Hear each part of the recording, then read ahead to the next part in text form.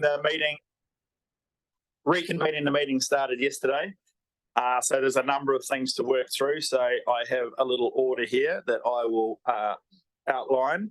So first, we're going to have an update on the overall financials based on the in-principle conversations, decisions that we made yesterday. We'll then have and that will wrap in the Abbeyfield conversation. We'll have the community facilities funding policy wording conversation, just in terms of the narrowness and just how we word the bit that we discussed at the end yesterday. We'll then discuss just confirm around river rating, the X and Y changes and the process that's been undertaken and the recommendation of how to go forward. We'll consider Saxton Field in terms of the generous donation that we're considering making to the overall project in relation to the accessible playground. And then, having had those discussions, we'll look to confirm all of the in-principle decisions that we made yesterday. So does everyone understand how we're going to work through? Once we've completed that, we'll consider the scheduled fees and charges. All good? Righto. Over to you, Matt.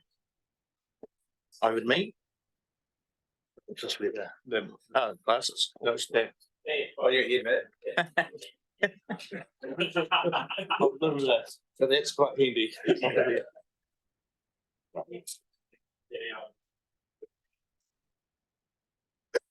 Right, and through you, Mr. Mayor. Yeah, so essentially yesterday, we went through. So let's actually start again. At the start of the day yesterday, we were at 11.5%. As we proceeded through the day yesterday, we made a raft of decisions. I have reflected those there with timing. Like everything, a couple of them have actually moved a little, but in the scheme of things, they won't actually impact the overall results that I'm going to show you on the next page. I don't know if you actually want to go through those individually or just assume it's a done deal. Not at this point. I think we've got all the in-principle decisions. We'll go through, we'll see obviously what that all results in. Yes. And then if there's if there's any changes.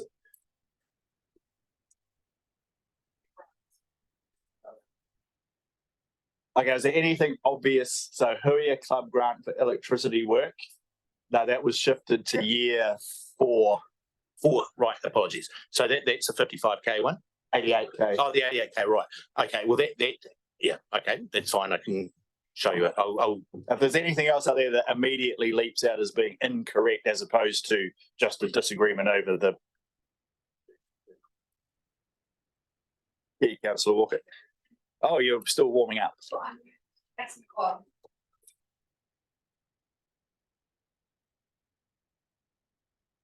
I'm using a very big voice because I don't have any. Oh, there we go, microphone. A very big voice, big voice even. Do we actually agree to increase the warmer, healthier homes an extra 20k? I thought. Yes, 20k a year. No. So again, so good question. So there was a comment about potentially shifting to 30k. That was in the end, Councillor McKenzie moved to just like do away with the 30k, which was there for the non-existent money. So we confirmed that 60k, so 20k per annum. So as some of these things were additional. So they weren't in the 11.5. So some of the things that we agreed and debated yesterday were within the 11.5, but a number of them where there were options to approve or not approve. So when Matt went back, that reflects the decisions we made that actually went like either added to or detracted from the 11.5. So yeah, so it hasn't changed in terms of the recommended amount. It just does add to the 11.5.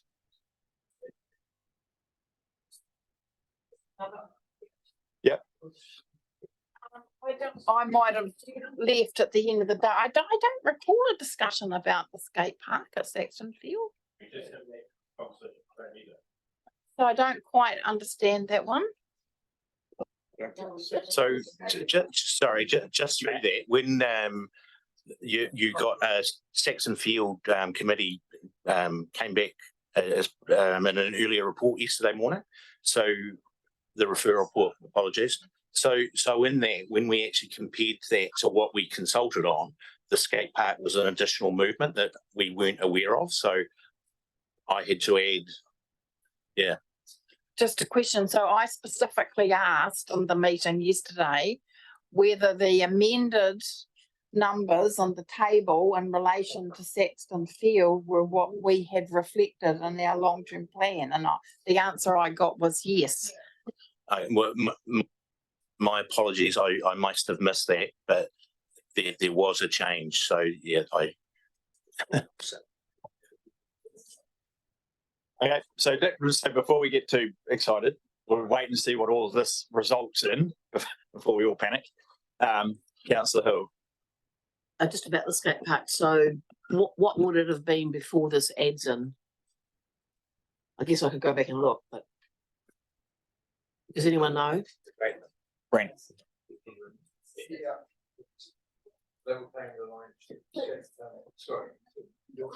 Yeah, just pass Rob, pop up. Thanks, Rob. I'm doing this through my very foggy memory. So there are two sums of $400,000 split over 2 years. Skate park are funding $320,000 in each year, and the other 80 is to be split between the two councils in both years. So the skate park. So all up, I think we're into it for $80,000 plus. There might be half of the feasibility, and I can't remember what the feasibility sum was. Yeah, so we just need to query that because if we're in the 80, then now we have another 100. Anyway, we just need to confirm that. So in the meantime, obviously, Matt's done it based on that. Compare that in line with the All good.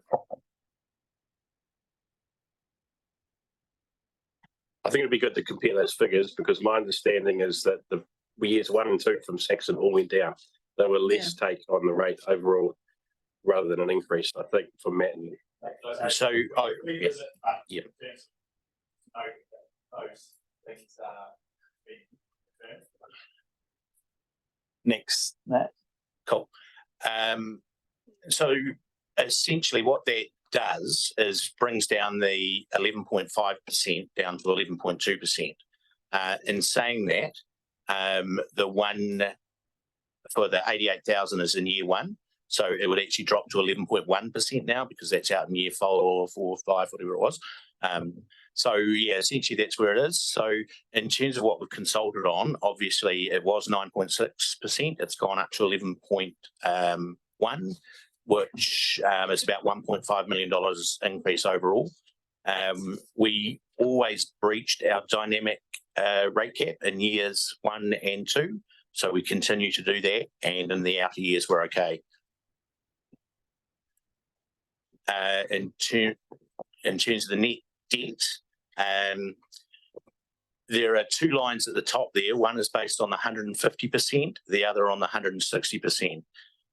So as a result of the decisions made yesterday, we would have actually breached the 150% in year 3, as well as year 9 and 10, which we already did, and get extremely close in year 5 and 8. Moving it to 160% as per that resolution or in principle decision means we only breached in year 9 and 10. So that, short of making those adjustments, it's going to be very everyone saw Dwayne's email circulated yesterday with the comparisons of dynamic debt cap and ratios, which 160 would for actually at the lower end of, if I'm reading this correctly.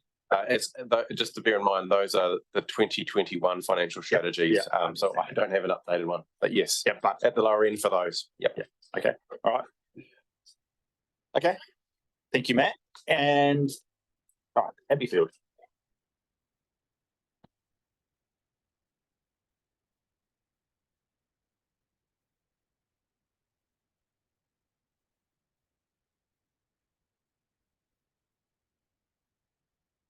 Maggie is going to speak to this, so thank you, Maggie. Maggie, welcome.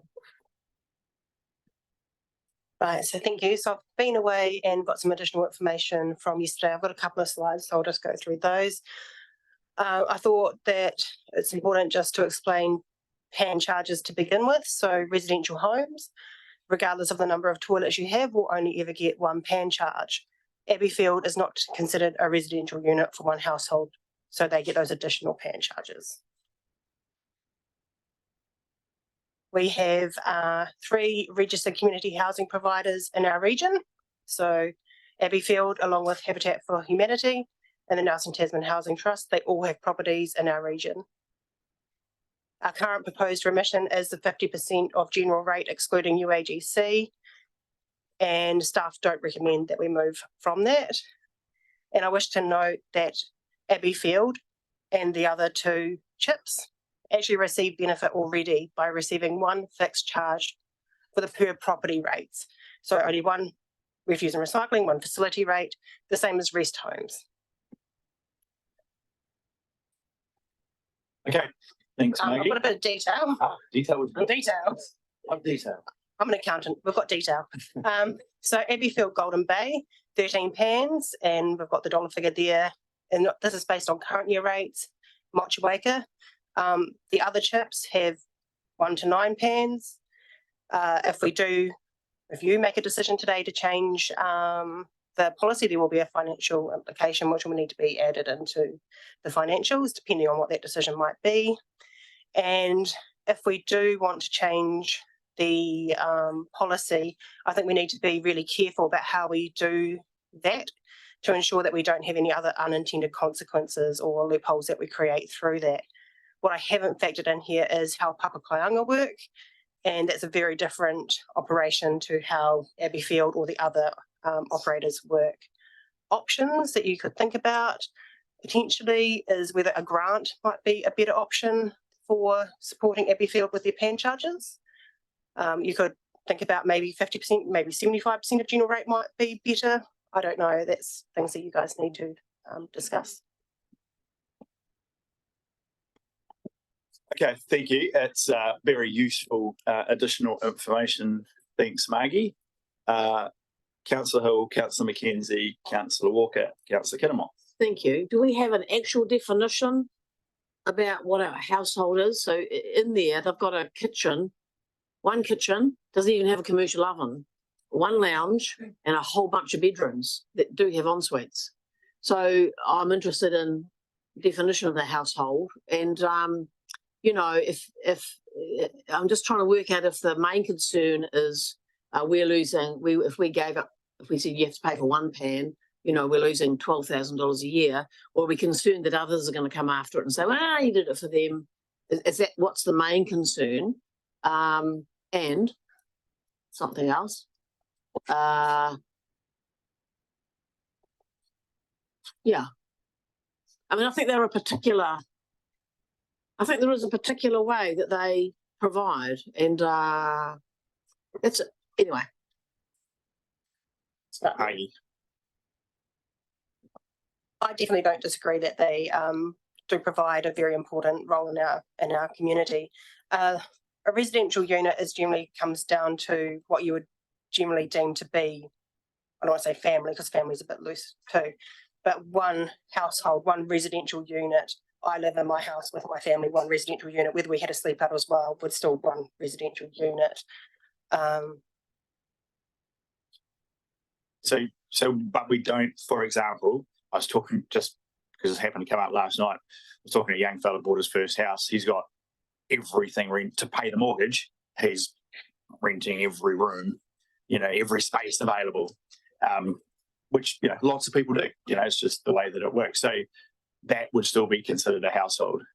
So we don't make a judgment because, as we know, for 4-bedroom home, there's a whole range of living circumstances that often includes a family, may be an extended family, but there's also lots of people who every room plus the garage, which might be technically a little tricky, but anyway, is rented out, and it provides both rental accommodation for people who need the rooms and a source of revenue for the property owner to pay the mortgage. So they currently, that would be considered a household, pays one PAN charge. Correct. I mean, it comes back to rates being that blunt tool. 100%. Yeah. We can't rate for every situation that we possibly have, which is why we do have that option of having a remission policy. I just want to be careful that we don't go down the route of creating a remission policy that fits one particular entity rather than thinking about all of the people that we're trying to assist through the remission policy. And that's why I Which grant. is why your suggestion is either grant or potentially increase the General. 50% to 75%, which effectively would have the same financial benefit, but is far, in your view, a fairer, more equitable and simpler way to provide the relief. Correct. Okay, thank you. Just, yes. So in terms of the other chips, do they have residences that also have 5 or 6 or 8 or 9 residences in the one house space? Like, I'm just trying to work out Abbeyfield's something that's, in my mind, I could be wrong here, quite different. And it is a family, they live as a family, they all eat together, you know. I know it's different, but then also culturally you would say, well, actually, your description of a household is a very Pākehā, New Zealand, Western, generalised view. Whereas if you ask a Pacifica family or Māori extended whānau, you know, wouldn't be unusual to have 12 people living together. So that was my question, I guess, around how we're defining the household. I think if I know a number of speakers, but if the intent is to provide relief in terms of dollars, which obviously it is, right? That's why everyone's considering it. I think just need to reflect on what Maggie said, because she's not saying we shouldn't. In fact, she's probably saying she understands why we'd like to. She's just trying to find the best, most equitable way of doing it. And her suggestion is not to do it on pan charges, but to consider other options. So when you're thinking about it, we have the options to provide the relief in a range of ways and try not to get so fixated just on the pan charge. It may be that we can do it a way that is better, simpler, doesn't open up the issues of potential other loopholes, which, as we all know in this business, you think you're doing something and you help someone out in next minute, we've got someone else coming in, by the way. So as we go through it, let's just bear in mind what we're trying to achieve and what the best way to do it might be.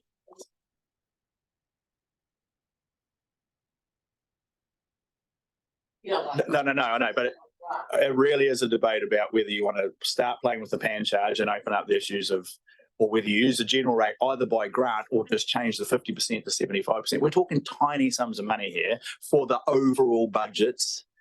It's having the most efficient and effective way, not opening up loopholes. So there are a range of ways of doing it. So, and it's like I say, big sum of money potentially for Abbeyfield, small sum of money for the council overall. So I've got Councillor McKenzie, Councillor Walker, Councillor Kinnamonth. Can I just be clear? So Abbeyfield currently already only pays 50% of the general rate. Is that correct? 50% of the general rate and only one of all of the targeted rates.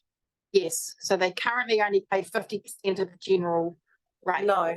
So proposed. Okay. Currently they pay full rates. Yes, and we're proposing they pay you. 50%. Yes. Got you. Sorry. Pardon? Cool. Got you. Thank you. Councillor Walker and Councillor Kinnamonth. Yeah, thank you, through Chair. Just to re-highlight, without going over completely what Councillor Hill has shared, but Abbeyfield is a family. It's a support network which provides a critical service for many in our community, which keeps them off our streets and on waiting lists for our pensioner housing that we have a waiting list for, lest we forget. I guess my question to you is Popokayanga registered as a community housing provider? No, the policy is worded in such a way that they have to show that they act in the same way as a community housing provider. Okay, cool, thank you. All good. Councillor Kinnamonth. Right, so where would we like to go with this? So, because we've had a nice roundy discussion, and everyone's got their views out on the table, but we actually need to make a decision of what we want to do with this. We've got advice from council staff over our options. We just need to determine which of those options we'd like to undertake. Is the general rate amount, is that already had the 50% off? That's the general rate amount. So they would have been paying this year 4,000, just for example, 4,424. And if this policy is adopted as part of the LTP, regardless of whether we change it now, they would get a 50% reduction next year of 2,212. One year. No, that would be forever. Councillor Murray. Thank you, Tim. So how about we put a line in the sand, and I propose that we give $3,000 grant from general rate, so not out of our community rates fee. So this will affect our current situation, but $3,000 a year for the first 3 years to each of Golden Bay and Motueka Abbeyfield, and just sit with a 50% general rate decrease across the chips. Oh. So you go with the 50% reduction, and for Abbeyfield, Golden Bay and Motueka only, a $3,000 per year for the first 3 years in terms of granting towards rate relief,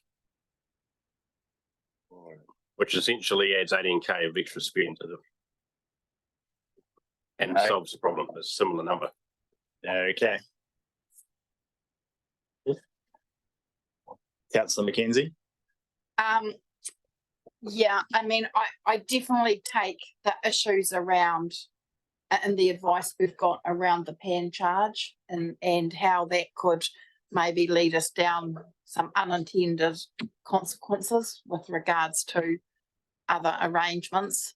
So I would definitely be in favour maybe of the proposed reduction to the general rate. But I'm just not clear how we would ring fence that only in relation to Abbeyfield, so it doesn't take us down another path of unintended consequences. So the way I understand this is at the moment they all pay full general rates, and pan charge is equivalent to whether they're Abbeyfield or a chip, etc., etc. Next year, if we made no changes, they will all receive 50% reduction on their general rate. So that's the current position. That's what's in there, 11.1 or 2 or whatever it is. That's all in. What we're discussing now is whether to discount the pan charges, provide a grant, or change the 50% to another figure, which could be 75%, which would add, or 85 or 100. I mean, gosh, you can do whatever you like. But we are spending actually quite a lot of time on this particular thing, which I thought would be incredibly simple, because we've got very clear options. I think we all agree we would like to provide support to the Abbeyfield and the other community housing providers.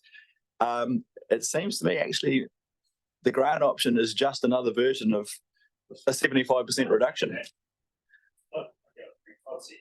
Okay, so you want a second Brent's, right? I just don't understand why we don't just change the percentage. It would be so much easier.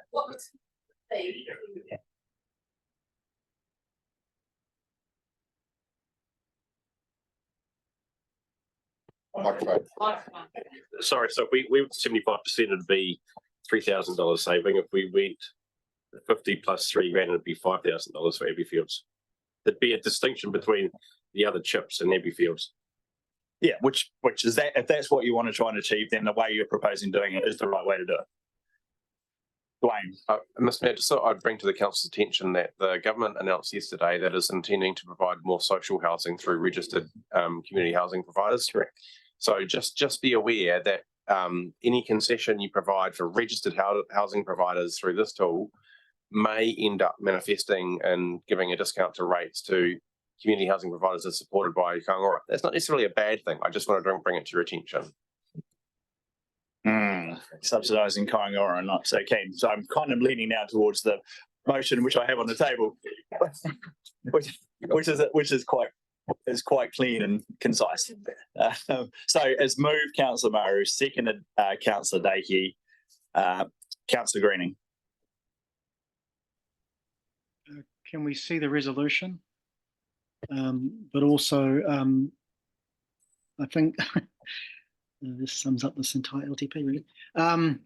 I think you're better off, as already indicated, to deal with this in a grants approach rather than anything else. Just deal with it through grants. That gives you discretion. You don't upset and have any other unintended consequences, and you can switch it off or continue with it at your discretion. And it comes out of grants funding, nothing else. That's the best way to manage it on So a it's targeted moved. basis. Thank you, Councillor Greening. So moved. So can I see the resolution? Because I haven't. Yes, before I ask you to vote, I will get you to see it. So yes, it is. But effectively, it's now its own resolution, because what if you'd altered the 50%, or if you had chosen to remit pan charges, it would be a rates remission. It's actually its own resolution, which is simply the council determines to provide a grant of $3,000 per year for 3 years to Abbeyfield Motueka and Abbeyfield Golden Bay. That's the resolution. So it doesn't need to go under the rates remission thing. It's just its own standalone resolution. Don't we just address this as, please apply to the grants committee and we'll deal with it there? We So don't have to that is deal with not, it. so that is a perfectly reasonable question, because my understanding of this resolution, Councillor Greening, that you may have a view on, is that what they're proposing is actually over and above the grants budget. So it's not to come out of the grants budget. So in effect, it is a $18,000 increase in the general rate over 3 years. That's what's being moved. Yeah.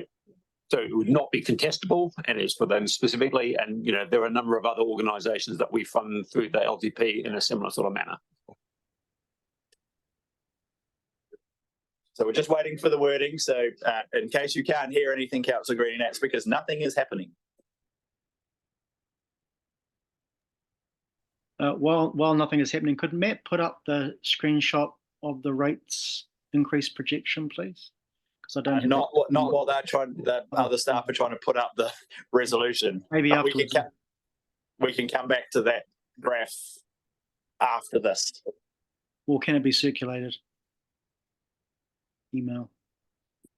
Which one in particular? The rates. The base graph. Well, yeah, I mean, the entire slideshow would probably be useful to Yeah, circulate. well, given there's some corrections to make in it, I'll certainly do that later in the day, perhaps.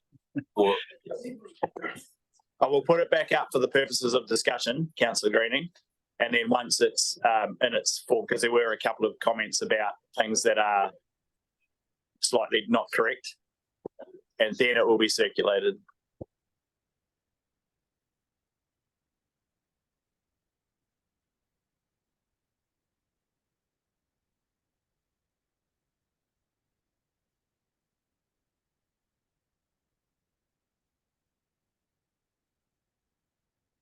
Yeah, I mean, the only question was whether you want to specifically mention that it's to offset pan charges. If not, then no. Yes, I think we do. Yeah, rate relief. I think it needs to state, because otherwise, yeah.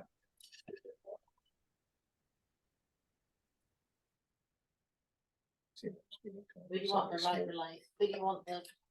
To grant rate relief of $3,000 per year for the first 3 years of the long-term plan.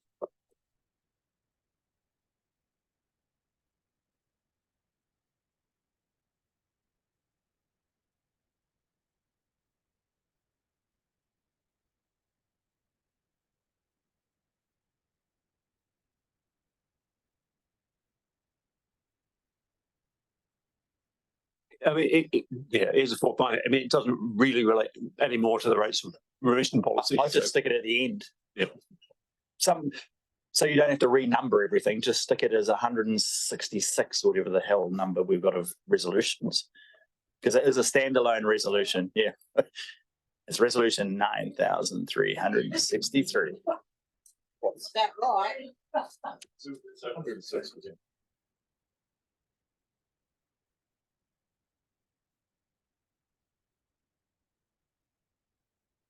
Okay, everyone clear what we are voting on? Is there any further comment before I put the resolution? I'll put the resolution. All those in favour, please say aye. Aye. Against? Carried. Right, so back to the general financials. Matt, could you just go back to the, yep,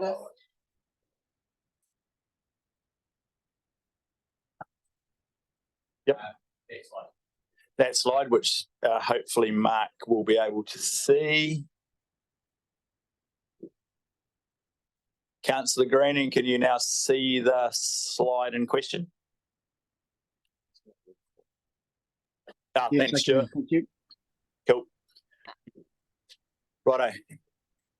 So we've had the discussion about Abbeyfield. That reflects the decisions, noting that 88,000 will go out, and so that will have a slight down, so of 0.1, and question over the 100,000 for, which would also come down 0.1, give or take, if that's clarified to be not in line with the resolution we passed yesterday in relation to the referral from Saxon's Field Working Committee. Yeah, and just to be clear on that one, it was spread over 4 years. So in the first year, it's actually only 10,000. I'm sorry. Yeah, so it's very, very, very small, 0.01. Okay, any further comment on the overall? Cool, right. Moving on to wording around community facility funding policy. Alan. Okay, so we should have a revised, some revised resolutions, put it on the screen for you to consider.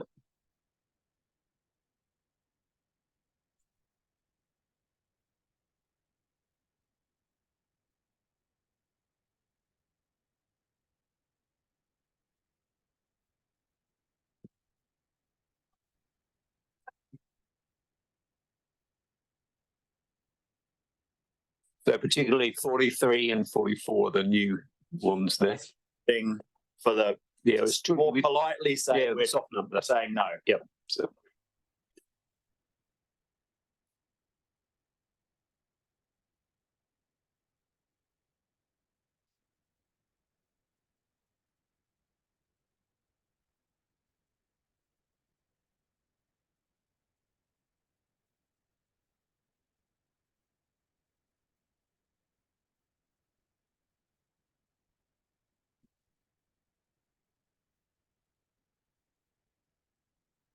That's right, isn't it?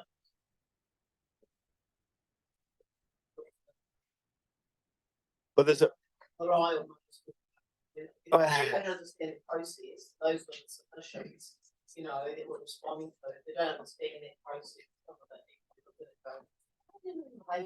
microphone.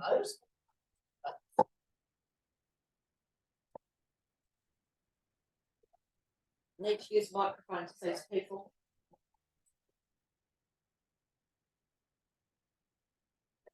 I mean, you could separate the two and have two resolutions with exactly the same wording, so that they're not just connected for those who might connect them inappropriately.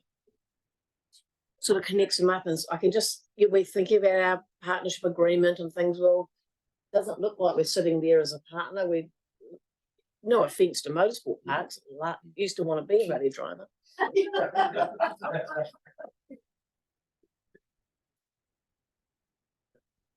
So I just think it's so is resolution 43 needed at all?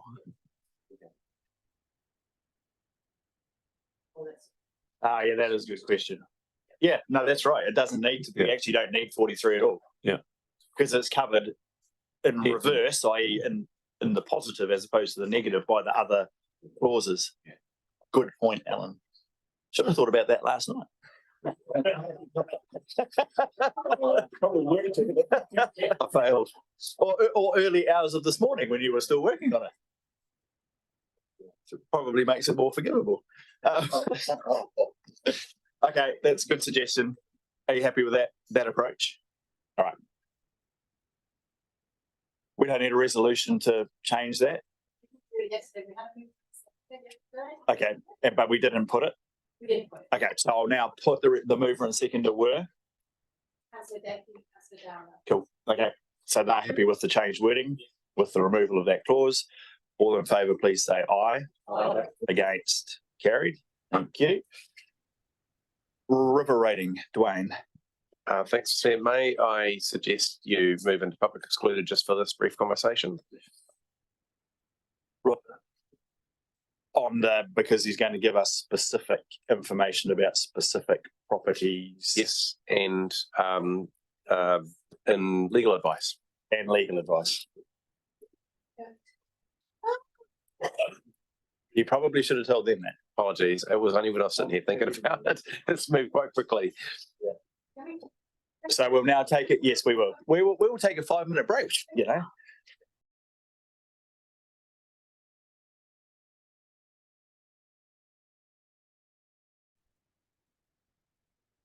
So someone moves. So Robin is going to read the resolution to go into committee and the reasons why, and then I'll look for someone to move.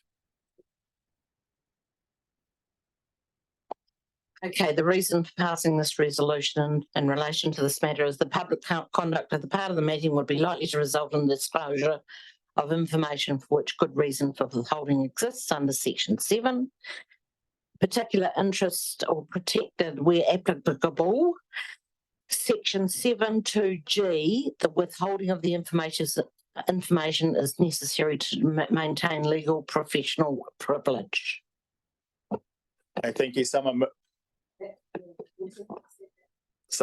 We go into committee. Move Councillor Mailing, second, and Councillor Mackenzie. All in favour, please say aye. Aye. Against, carried. So take a couple of minutes, just let anyone else back in that we need to. Change the sign outside the door.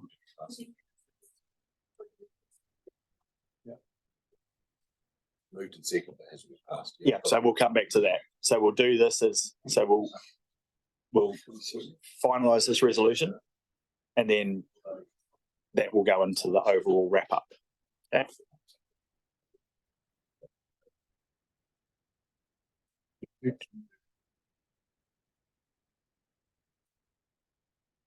Are we right? Okay, so now we just need to, so this is another one of those resolutions that's subject to this further information coming back. We had moved and seconded that we didn't put. So the mover and second are now happy that we put that resolution. So it still remains in principle, and then it will be wrapped up into the overall decision at the end. So I will put the resolution moved by Deputy Mayor Bryant and Councillor Kinnemont. All those in favour, please say aye. Aye. Against, carried. Next up, we have the item that relates to Saxon Field. So this, I think, is the issue in relation to the $900,000 and the accessible playground. Rob, Grant, over to you. Sorry, and also we've had further information through you, Mr. Chair, from Nelson City, which may affect what you want to do. Splendid. Righto. Excellent. All good. Righto. Who's Rob? Is this you? Apologies, Mayor. What's the question? Well, I thought you were coming with an answer. I didn't need to ask you another question. So I guess it's in relation just to confirming the issue around the 900,000, how that sits with the overall budget, what our total contribution is when you add the 900,000 in, and updating us on where Nelson City sit in relation to said project. So in year one, it will be paying $35,000. Half share is us, which is of course $17,500. In year two, $311,356, of which we pay a half share, just nibble over $150,000. In year three, we've got $250,000, and it's proposed that we add $900,000 to that. So our share would be half the $250,000 plus 900.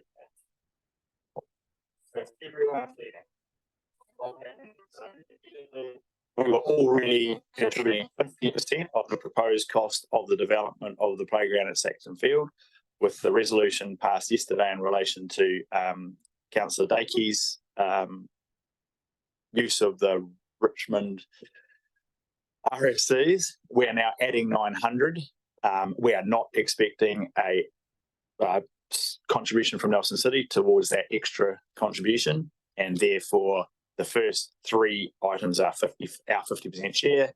The last component is effectively a contribution to the overall. Cool.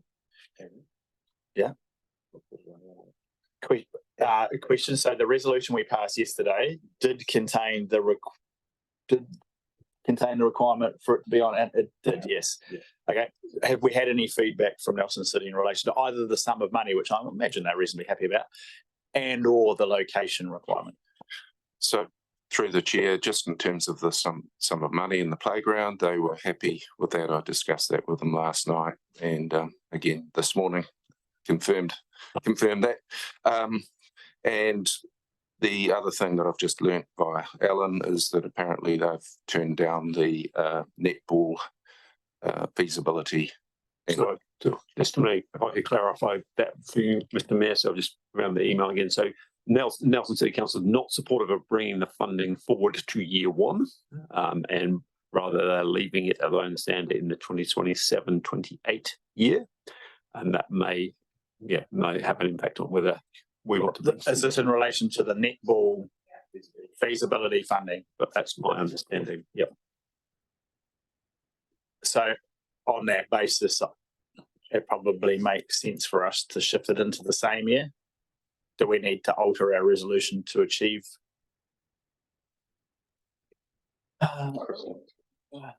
Councillor McKenzie.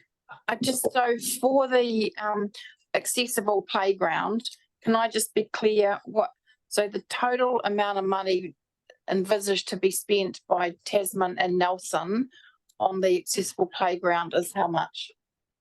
Just over, but yeah. Through the chair, Christine will be paying 1.2 million. No, what's the total amount to be spent on the playground? 1.5 million. 1.5 million, of which we are paying 1.2 and Nelson City are paying 0.3. Give or take. Yeah. Yeah.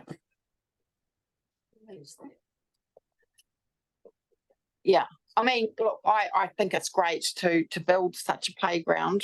So I guess is it an unusual situation where Saxton Field is not a 50% arrangement? What does this set some kind of precedent or? I mean, I suspect it is not entirely unusual. If you go right back to the history of Saxton Field, because originally Nelson City took a greater percentage because of the location. It was like a 70-30 split. And then I think over the decades, we have transitioned as Richmond has grown and the population. It used to be based on a population assessment of who would use it the most. And we discounted the balance of the district kind of from Motueka out Golden Bay. And so then over time, as Richmond's population grew and hence our use of it leveled up, we moved more to a 50-50 funding arrangement, which is where we sit now. In terms of the individual projects that happen on it, so that's the overall kind of operation. In terms of the individual projects, I think it's probably varied over time, again, in terms of the contributions to different developments as we go. I don't think it sets a precedent. In fact, in some ways, I actually think it's a good thing to demonstrate that we're quite willing to, where it makes sense, where it benefits the wider community as a whole, to contribute our money into a location that's across the proverbial border that isn't a border. So I actually think no precedent. And yeah, it makes perfect sense to me to put it in the location being suggested. So. Deputy Mayor Bryant. Thank you, Mayor Tim. Just a question from me, maybe for staff or for Glenn. Fully support the accessibility component, but will we also see it as a regional playground similar to Margaret Mayhew or something like that in Christchurch?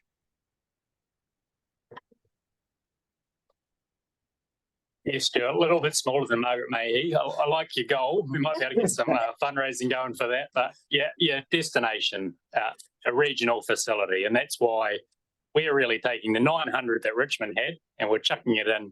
And then we're getting added benefit from Nelson's funding through Saxton. So trying to get to that regional facility size. Could I just ask a subsequent question that raises? So at the moment, the proposal is this is a fully funded council project between us and Nelson. So just in terms of the assumption as we sit here today. Is that the assumption? Just the working assumption. So all I'm trying to get at is there is currently now $1.5 million to go into this playground. The potential obviously exists to leverage that from other funding to do what both Stuart and Glenn, I guess, alluded to, which is when we're putting in that much money, even though we could build a fairly good playground, one assumes for that sum, it would be remiss perhaps to not consider at least trying to raise some associated funding, given the purpose of it, which should be actually quite attractive to funding agencies, to try and maximise the combined council contribution. So does that remain in the okay, sweet, all good. Councillor Greening. Yeah, I also wouldn't discount the opportunity for Nelson to realise what is being proposed in here, because they obviously haven't had time to consider it fully. And I suspect they may come up with some more money if they can see a more spectacular Margaret Mayhew playground appearing in Nelson, which will benefit businesses around the location as well. Yep, that we wouldn't discount that option either. So, all right, very good. If there's nothing further, do we need to? So again, is this a resolution we need to reconsider with the change? Okay, so the mover and seconder were. Yeah. Can we have a new mover? Oh, yeah, we can. Someone prepared to move? Move Councillor Maru, seconded Councillor Dakey. All those in favour, please say aye. Aye. Against? Carried. Right, so convenient time to break for morning tea, unless there's anything further, because the next thing is to give the staff an opportunity just to go through the 9,645 resolutions and just confirm that the wording's all appropriate, that we've covered everything we need to cover, and then we'll come back and debate the overall resolutions to be confirmed in total. Councillor Walker. Sorry, just point of clarity for my brain. So for the netball that we were bringing forward, and that's not being shared with our colleagues down the road, are we passing a resolution to push that back out from year one? And what does that mean to our bottom line? And you don't have to give me that It'll now. drop by 0.25. But is that captured that we're it will pushing be, that out? Yes, it is captured that we're pushing it out, and it will be reflected in Matt's next update of the finances. Because it's now just crossed out. So we've crossed out bring forward, which means it go back to where it was. Sorry. Yeah. No, good question, eh? And it will then be wrapped up into the overall. Okay, so we'll now break for 15 minutes. Is that sufficient time, Matt and Dwayne? 20? We'll come back at 11. And I will leave Dwayne or Alan to explain what we're doing next, because although I heard it over there, I'm not in a position to repeat it. Not because it involves any, bad language or anything, but simply because I just can't repeat it. It's a little complicated. Dwayne, would you just outline the next steps, please? Thank you, Mr. Mayor, and thank you for your patience, councillors. What we just did then was a little stock take on what we understood the situation to be, the resolutions, etc.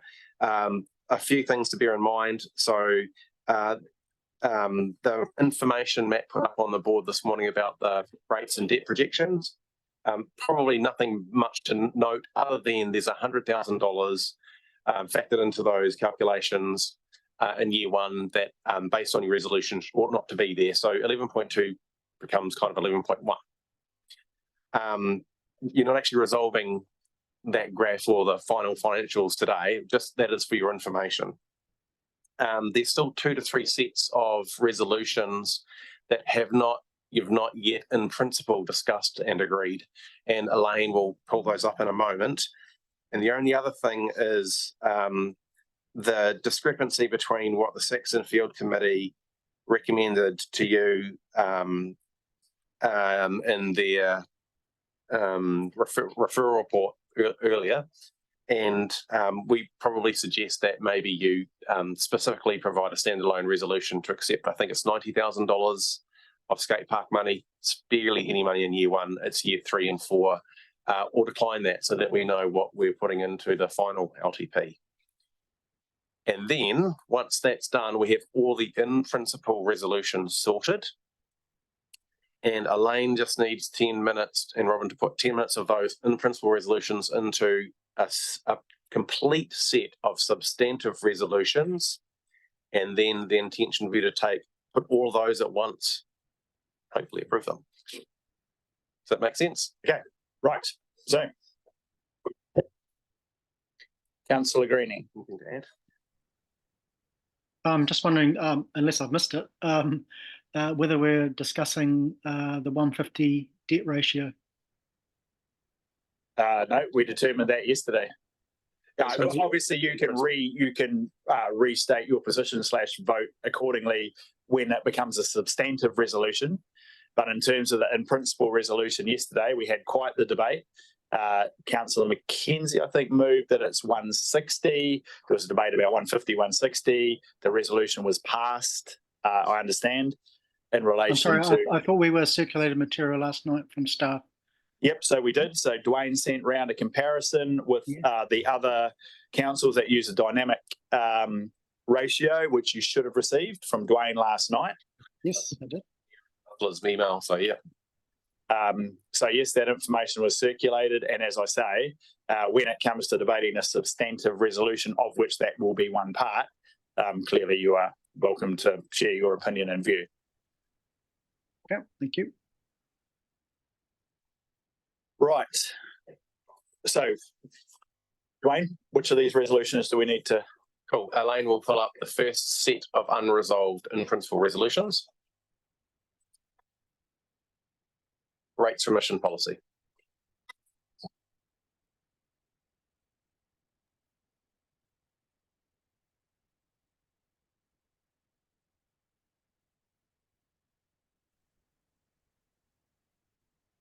So looking for a mover. Move Councillor Mailing. Seconded Councillor Hill. All those in favour, please say aye. Aye. Against, carried.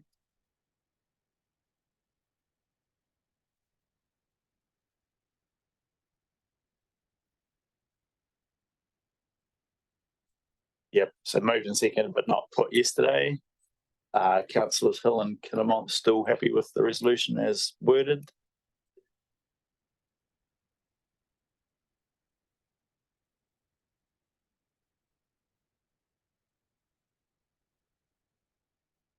I'll put the resolution. All those in favour, please say aye. Aye. Against, carried. And the third one. We're good? That's it? Okay, thank you. And I'm just sending the Saxon Field, in fact, maybe I just read it out to you, Elaine, what I believe to be the resolution, just to confirm that decision. So I'll repeat it for you in a moment, Elaine. I'll just repeat it to the council. Agrees to provide funding of $90,000 in years 1, 3 and 4 for a skate park at Saxon Field. Year 1 is 10,000. You know, I'll come to you in a moment. In years 3 and 4 are $40,000 each. Does that make sense? Yep. So agrees to provide $90,000 for a skate park at Saxton Field.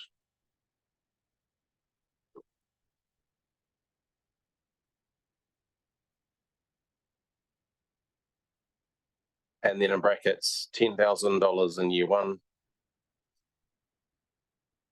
$40,000 in years 3 and 4. Hopefully that's clear.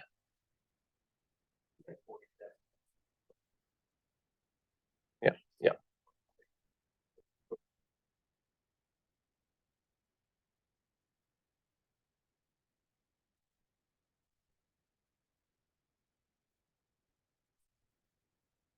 Okay, so question and or moving and seconding, Councillor Mackenzie. Thank you. I'd just like to know through the chair if this is supported by our representatives on the Saxton Field committee, and if it's consistent with that Nelson is also matching our resolution. Councillor Murray. Yeah, thank you for me. Absolutely consistent. I can't speak to whether Nelson's ratified the recommendations from the committee, but it's essentially a $20,000 investment in year one, which is $10,000 each for feasibility.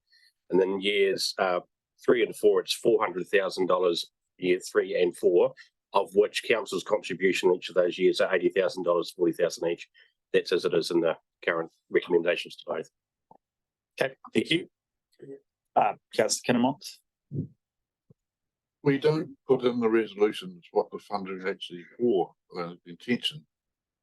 A skate park. No, but for feasibility study or construction or something like that. Well, I've personally been tripped up by it.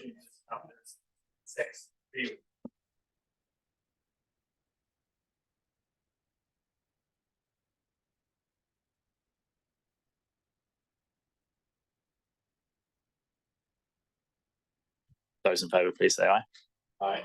Against, carried. Yeah, thank you. Thank you, Mr. I believe that's all the in-principle resolutions sorted, and we're just going to package them as substantive resolutions, i.e. your final decisions, and that'll just take a moment. So we now have another 10-minute break. Apologies, yes, it was necessary just to check we had all the fine. resolutions. Okay, so back here at past to confirm the in-principle decisions. And then following that, we will discuss the schedule of fees and charges. And that is the last item that we need to consider today. Yeah, thank you.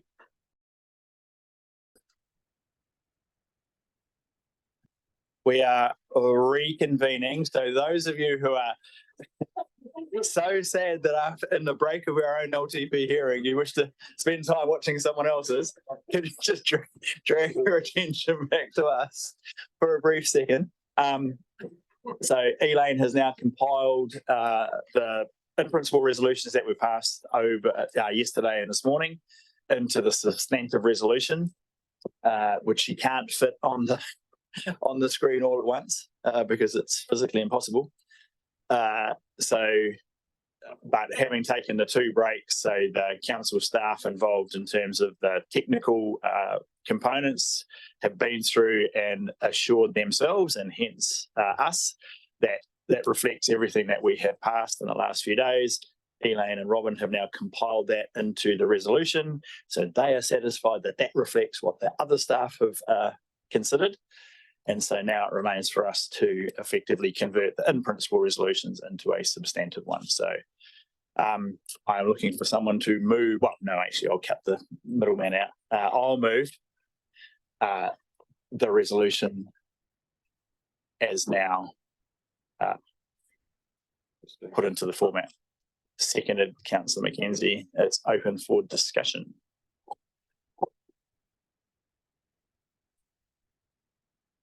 If not, Councillor Greening. Yeah, I'm going to be voting against this long-term plan, so I'm calling a division because I think people need to know where councillors stand on this. I think fundamentally affordability is missing from this LTP. It should have been a core theme.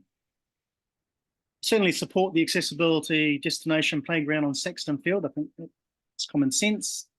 It effectively comes from our RFCs, which the Richmond Ward has been building up over some time to do this, rather than flitter it away on lots of small stuff. And in which obviously this council has been using that RFC build-up to offset its net debt position, which has been helpful over time as well. And I certainly have supported the core infrastructure road renewal spend, although I do have a caveat that I don't support new traffic lights in Lower Queen Street, which I think are expensive. Roundabouts should always be our preference, as they are in Blenheim. But I cannot support the core financial framework of this LTP, which in my opinion is not financially prudent or, to be quite frank, affordable. In terms of debt and rates, caps, which are all well above inflation, even taking into account the inflation costs of capital, essentially over the first 3 years, our rates are going to increase by 25%, which will be unaffordable for many. anyone paying $4,000 today will be paying $5,000 in 3 years' time, and that's just the average. There'll be those who'll be spending more than that. And then you've got a cost of living crisis, which is only going to get worse in the next couple of years. And that will squeeze ratepayers. You may end up with like other councils. Queenstown is a good example of that, where people are stopped paying in their debt ratio in terms of having to chase people just goes up and up and up. The LTB spending, partially taken up by debt, increases our debt by a whopping 80%. And that's at a 150% ratio. It'll be even more under a 160% ratio. And that's deferred rates increases in effect that will have to be paid back at some future time. In the meantime, we're effectively servicing a large amount of our debt, which was the equivalent of a new library a year, perhaps a new swimming pool during the course of this LTP every year. This LTP's financial framework does not drive prioritisation. You are fitting your spending into continually moving caps and escalating debt. And Queenstown is a lesson for where we are heading. I certainly don't agree with lifting debt to 160% of revenue. It should remain at the 150.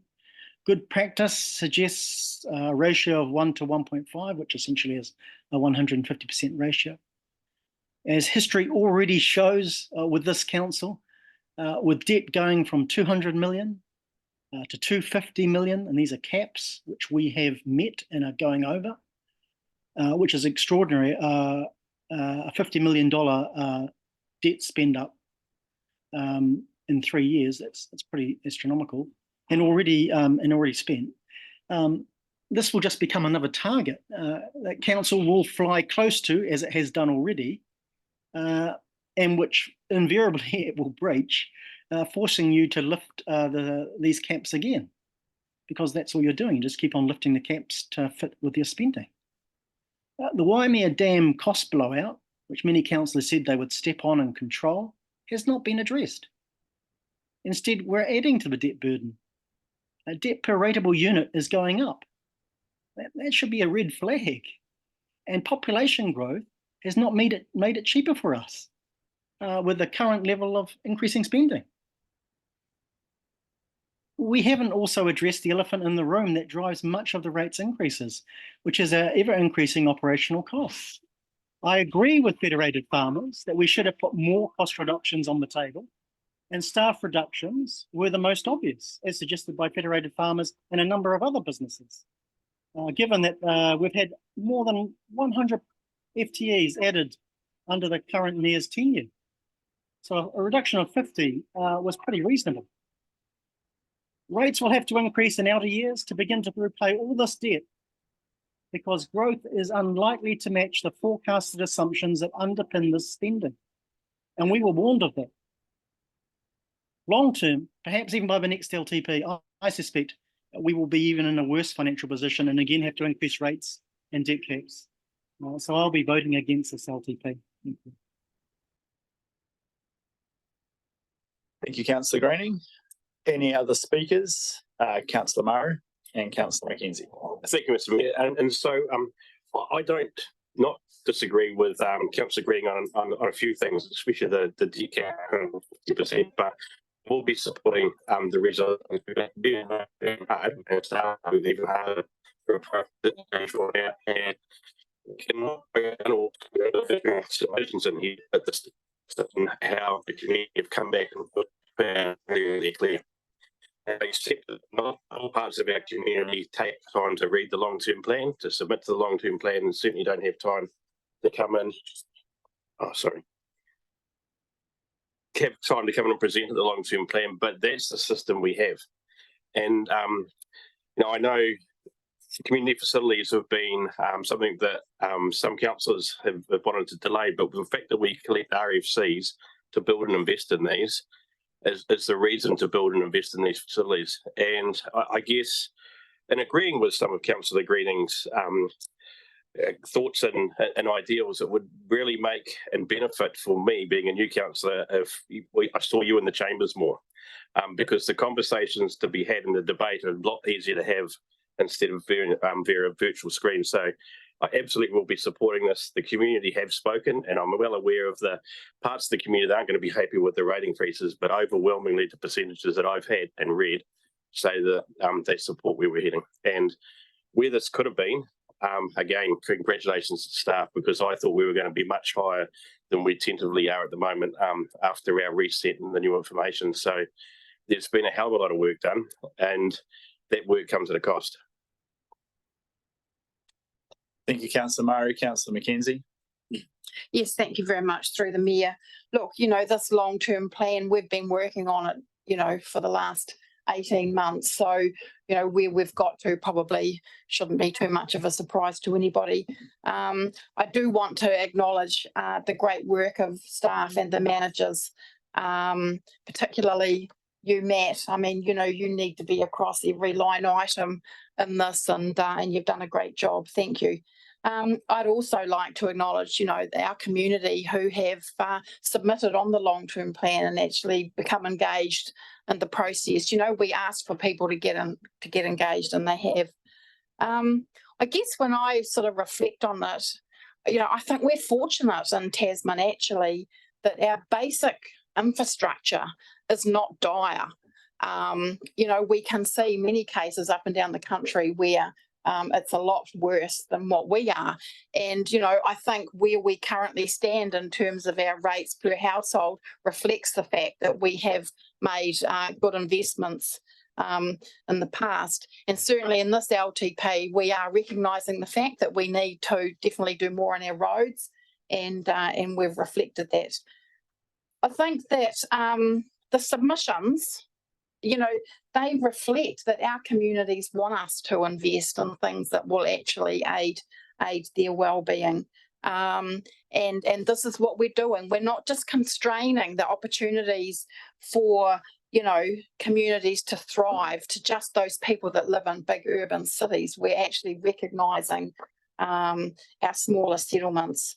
I do want to acknowledge that, as a country, we have gone through a period of a high inflationary period, and some people are experiencing hardship as a result of that. I definitely acknowledge that. But, our job is actually to govern for the long-term future of the district, and I think that that's what this LTP does. So I'll be supporting the resolution. Thank you. Thank you, Councillor Mackenzie. Are there any further speakers? Councillor Butler and Councillor Walker. Through you, Mr. Mayor. I don't want to go over what other people have said, and I agree with them. I just wanted to raise the topic of climate change. And when we set out on this process, we decided that climate change would be embedded across all our departments and all our activities. And I think that I feel confident that that has actually worked. There's a lot of activities that do contribute to mitigate or adapt to climate change. I would make the point, though, that of the actions in the Climate Action Plan, more than half of them are not actually funded. So I think that's going to be a work going forward.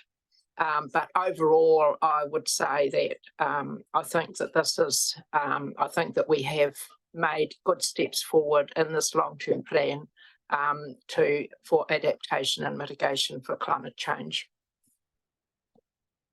Thank you, Councillor Butler. Councillor Walker. Thank you, through Mayor. I guess this is democracy, isn't it? I definitely voted against the debt cap going up, but I got outvoted. And that's how the process works. I'd like to acknowledge for those people in our wider community who did engage with this process, I'd like to acknowledge the fact that there was a good push for social infrastructure, for our facilities to be actually brought forward for some, and definitely with a shovel put in the ground for others. It is a balancing act. And I acknowledge that for many of our community members, today won't come as a surprise, but for some it will, and it will hurt them. We haven't sat here on the fly. There's been many hours gone in for this process, not just as councillors, but definitely from our staff. We have sat, we have read, and we've looked at what the community voices have said. So, yeah, I will be voting for it. Thank you, Councillor Walker. Anything further? Councillor Hill. Thank you, Mayor Tim. Resolution, of course, reflects a huge amount of work. And I just want to say that I think we're so well served by the staff that have guided us and been of service to us, really. We've asked, we can just ask any sort of question out of the blue. And I think the responsiveness of staff and managers is exceptional, actually. So it's humbling. I find it quite humbling actually to be here, and I'm quite naive about a whole lot of matters. I'm not an engineer or I don't know about river rates or a whole bunch of things actually. So that's a humbling position to be in, to be advised by experts in your areas. So thank you for that. And, this resolution represents a whole bunch of work in terms of where money will be spent in terms of the work program and projects and various things.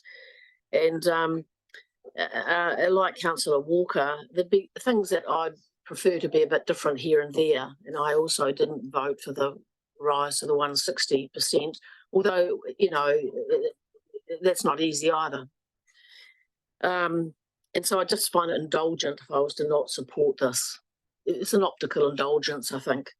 And I think that, I think we started at 25% or 24%, costing out this, that's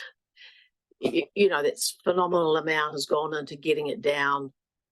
We have high debt because we've got better infrastructure. There's councils around the country that have got much lower debt than us, but they also have a big liability in where they're sitting with their infrastructure development. So things aren't simple. They can be presented as being very simple and one-dimensional, but this process isn't. And the easy clip to let's just slash some FTEs. So we've heard that relentlessly, really. And I appreciate the other day, CEO Leona, your very clear direction to us around what has been done. And this isn't just this year, but over the last years. There's no fat in this system. There really isn't. And I think that's one of the things that gets put out there from the community too, from some people around, you've just got so many staff and it's fat in the system, and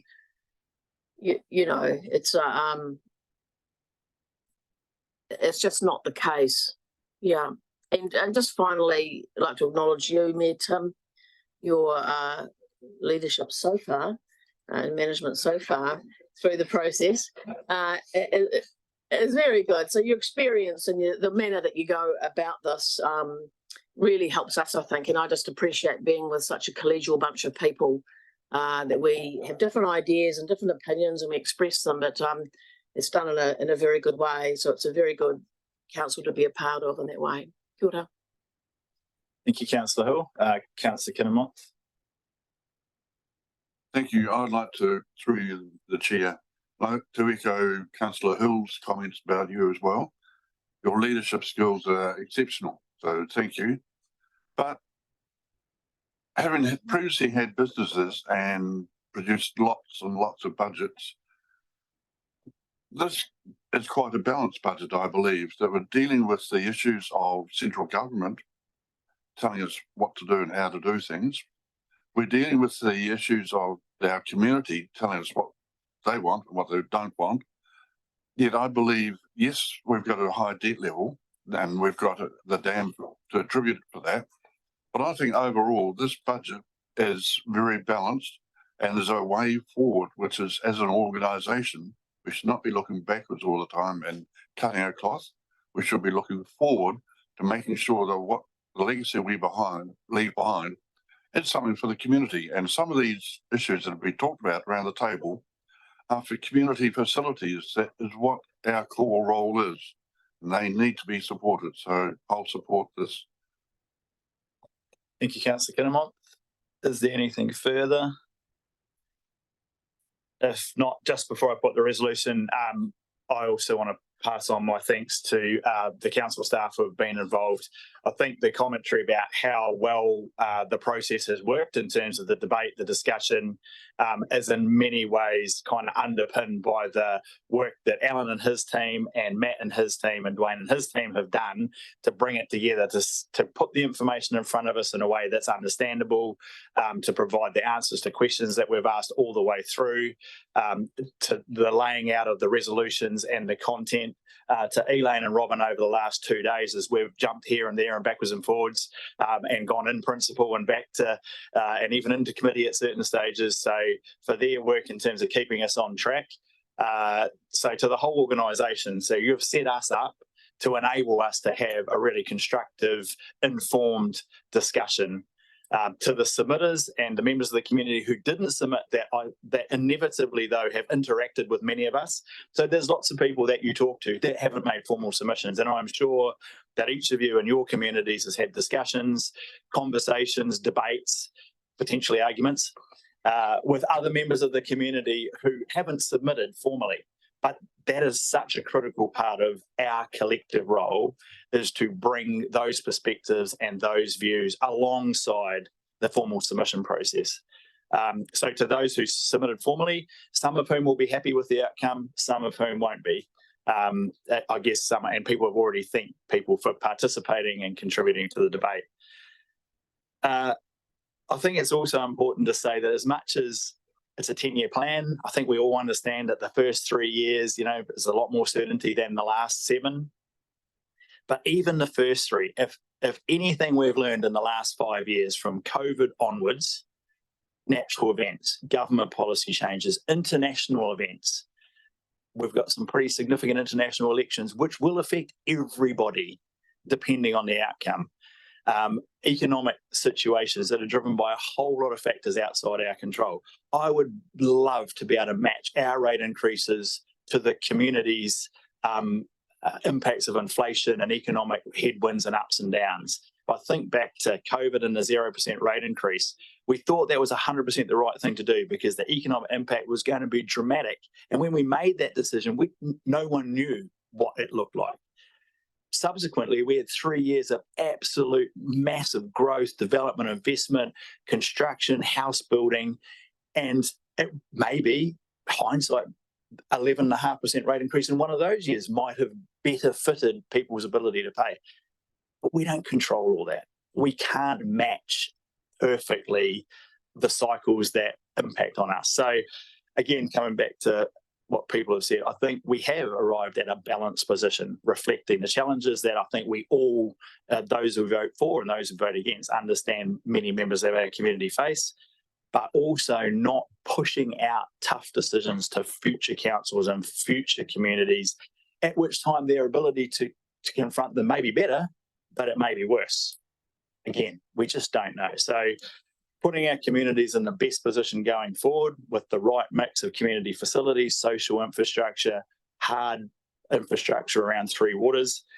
I think we need to commitment, and through and underlying this, there is a commitment to look to work in partnership with our neighbours, be they Marlborough, be they Nelson, be they other close neighbours. The future of local water done well, big question mark, which will dramatically change, potentially an annual plan or certainly the next 10-year plan. So while we talk about dynamic rates and dynamic debts, the key thing is that we work in a very dynamic environment, only a little percentage of which we control. So with that, and thanking all those involved, and in particular thanks to the way that the people around this table in government's positions have, I guess, engaged, conducted themselves. It's been, as Councillor Hu, I think, constructive, collegial. That doesn't mean we've shied away from the tough discussions. It doesn't mean we all agree with each other all the time. But I think we have done it in a way that hopefully the community understands that we've confronted the challenges, we've come up with what we believe is a balanced approach, and now it's a case of implementing it over the next year, 12, 18 months, heading towards someone doing a 10-year plan in 3 years' time. So with that, I will put the resolution. A division has been called for by Councillor Greening, so I'll come across to Robin to call the division. Councillor Butler. For. Councillor Dakey. For. Councillor Dowler. For. Councillor Ellis. For. Councillor Greening. Against. Councillor Hill. For. Councillor Kinnamonth. For. Councillor Mackenzie. For. Councillor Mayling. For. Councillor Maru. For. Councillor Shellcrest. For. Councillor Walker. For. Mayor King. For. It's unanimous. Oh no, sorry. Oh, one on it.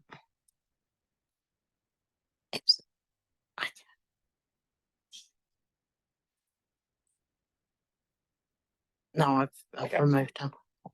Okay, so the resolution is carried 12-1. Thank you. So that is that conversation. So before we all erupt with enthusiastic applause, we now still have to consider the not insignificant matter of the schedule of fees and charges. So, Alan, over to you. Yep, I'll lead off. Okay, thank you, Mr. Mayor. So yeah, slight change of topic, but related. So obviously we have had a number of submissions on the draft schedule of fees and charges, most prominently in the area around aerodromes. I'm sure you recognise that from the hearings.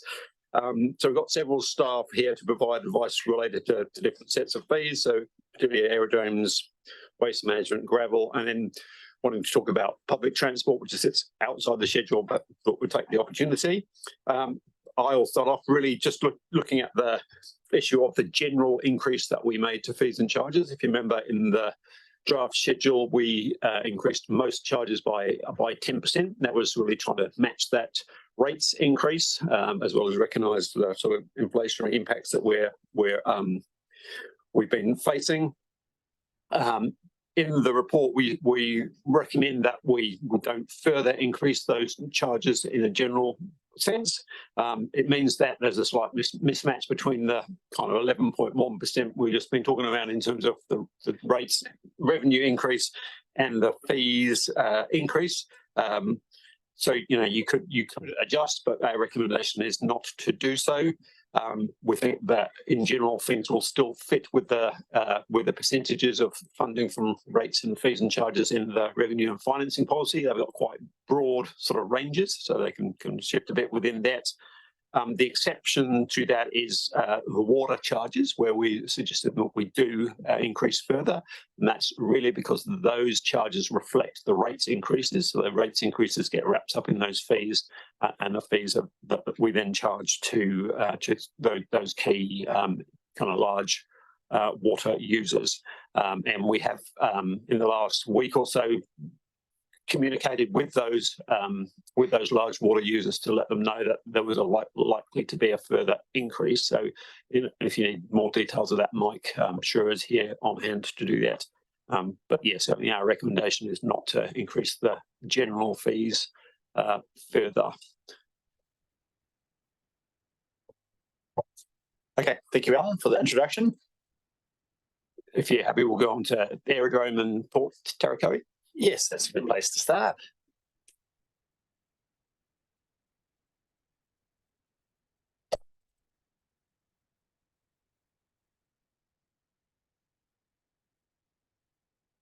Nick, over to you. Yeah, through Mr. Mayor. Landing fees are currently 13% of total revenue for the aerodromes. We are comparatively low compared to the rest of the country. So the proposal, there's three aspects to the proposal. One, to improve transparency for use, or a user pays, and that requires removing the lump sum components around annual payments. Lump sum was introduced in 2019, and it reflected at a time that we were unable to track who was landing. We can do so now. We're also proposing to increase the landing fees from 10 to 15 50% increase. The landing fees have not moved since 2019, so extrapolated out, it comes 15. Part of that is that it would be capped for recreational users by the day, which will allow some of the concerns around being able to plan how much they're going to be spending. We have also introduced a hangar application fee, which will be credited when the rentals for a new hangar starts. And we are cognizant that we need to improve the process around new hangars. I guess the landing fee will apply to everyone. We're not, we've withdrawn the proposal for a bond, and we've reached an agreement, commercially confidential agreement with NAC. That's it. Okay, thank you. Councillor Maru. Thank you, Mr. Mayor, through you. So there's a couple of things, but the first one where you left off, Nick. So we're doing the fees so they're transparent and open, but we've reached a confidential agreement for one operator. So it seems imbalanced to me. So why would we have a confidential agreement with one user and a change to transparency around landing fees for all the others?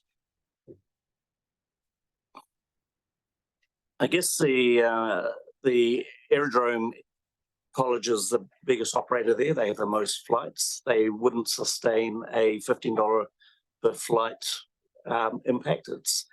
They believe it would cost around about, was it $40,000 per student? So we had to reach an agreement for them if they were to survive the. So is that using the same metric as limited to per aircraft per landing and takeoff per day, or different metric? But anyway, so do you think the $15 proposed, which is different to what we've had from submitters, is sustainable and people will still use it? Because it was really clear through the submissions from both Takaka and Motueka that people just simply won't recreational land in Motueka or Golden Bay anymore. The $15 fee will, if you have a look at figure 7 on the attachment, will push us into the middle of what's charged countrywide. So 15 is about average. And one final question for me is, has there been any consideration in terms of a staggered increase to $15 instead of just a one-off 50%? And I'm not sure that figure does show average. It ranges from $0 to $5 to 10 to 18 to, we're talking about 279, that attachment. How have we considered a staggered approach? Well, we originally proposed $30, so this is half of what was originally proposed. I guess we could stagger it. I think this is a more equitable solution. We have not increased the charges for landing since 2019. So this is essentially a extrapolation of what it would have increased to. Just because I think I did me was to speak for a second, one last question. So the other part that I'm uneasy on is the feedback through the submissions that this came as a short-term surprise for the users. So we haven't increased it for a long period. We haven't discussed increasing it by the sound of it for a long period either. And this was a short, sharp surprise. So how have we learned from that? I do agree. It's not an excuse. We could have consulted more. I guess resources, we just didn't have the time to catch up with everyone. And we're catching up with them now. Right, thank you, Councillor Murray. Councillor Hill. Thank you, Chair. In terms of the bulk landing fee, what was the uptake of that? Do you know that? Just how many people were taking that approach? Through you, Mr. Chair, probably about 60% of the regular users.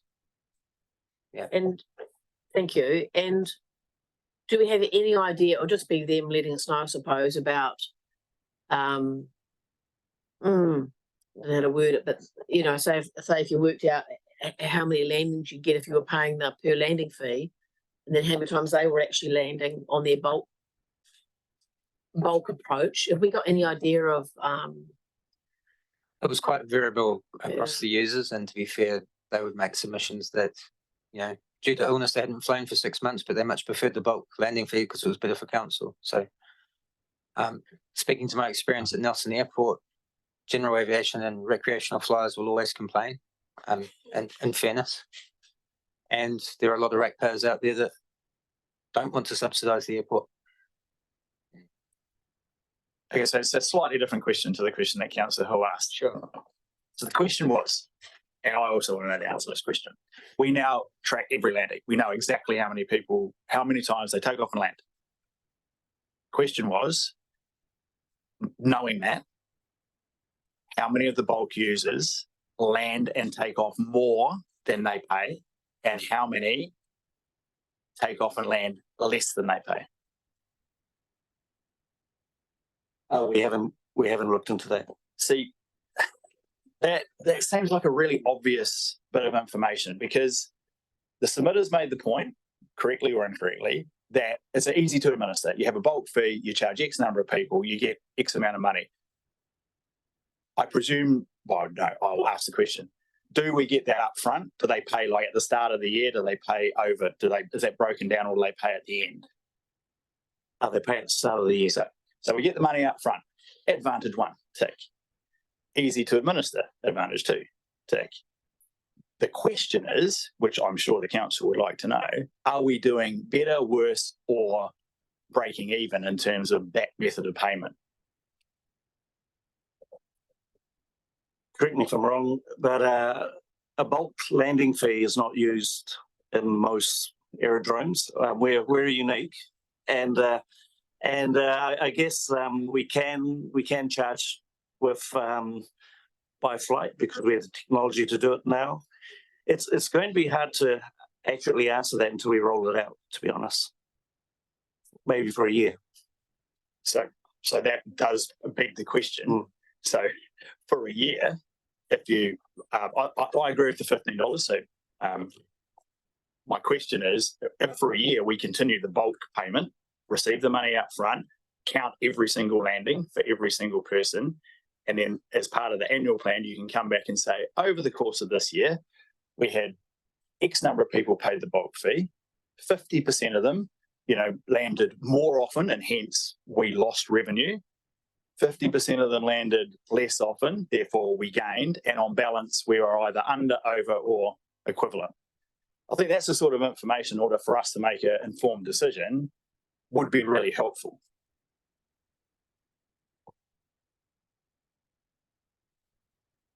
The question. Okay, yep, understood. All right.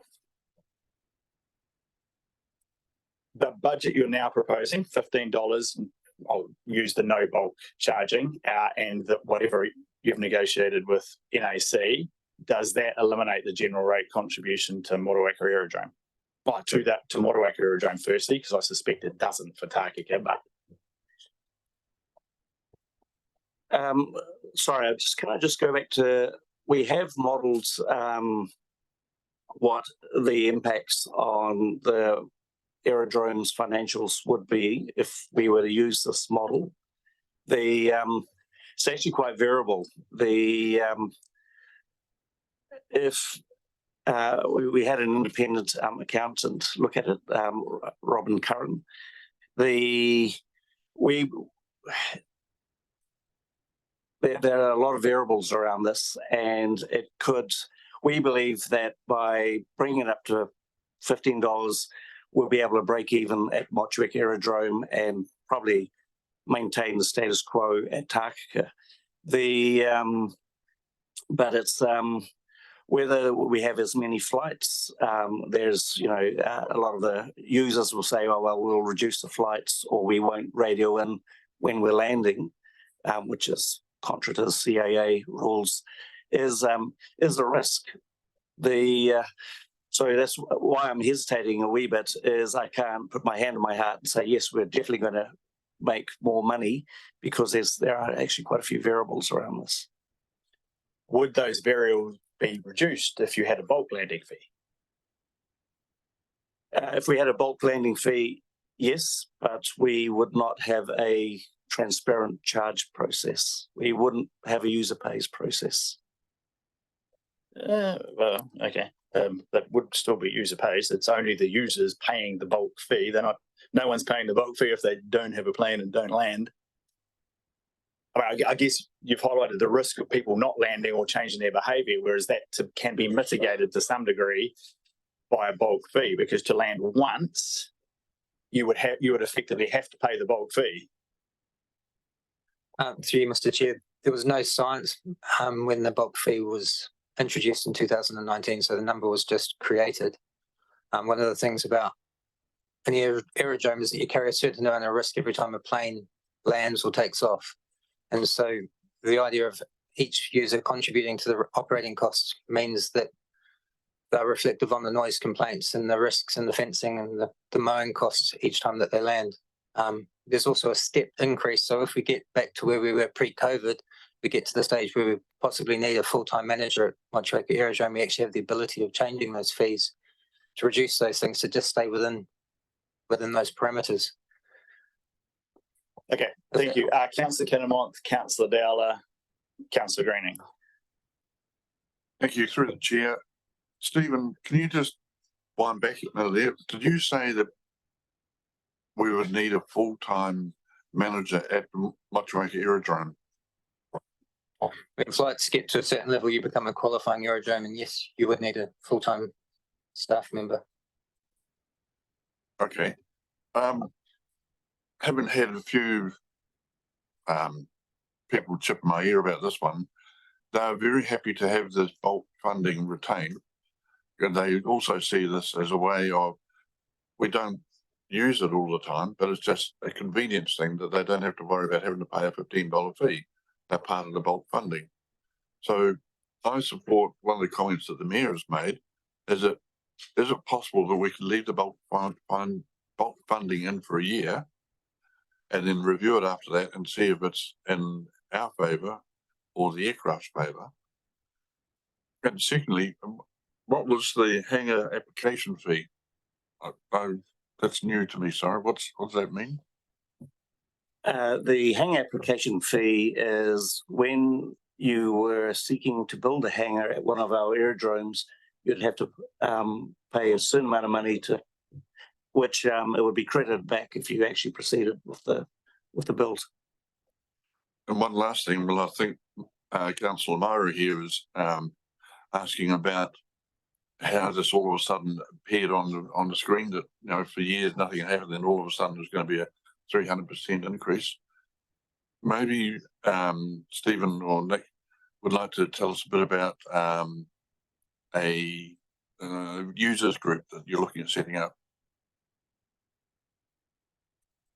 We already report to 3 user groups with both aerodromes. Motueka has 2, the advisory group and the health safety group, and Taka has a user group there as well. The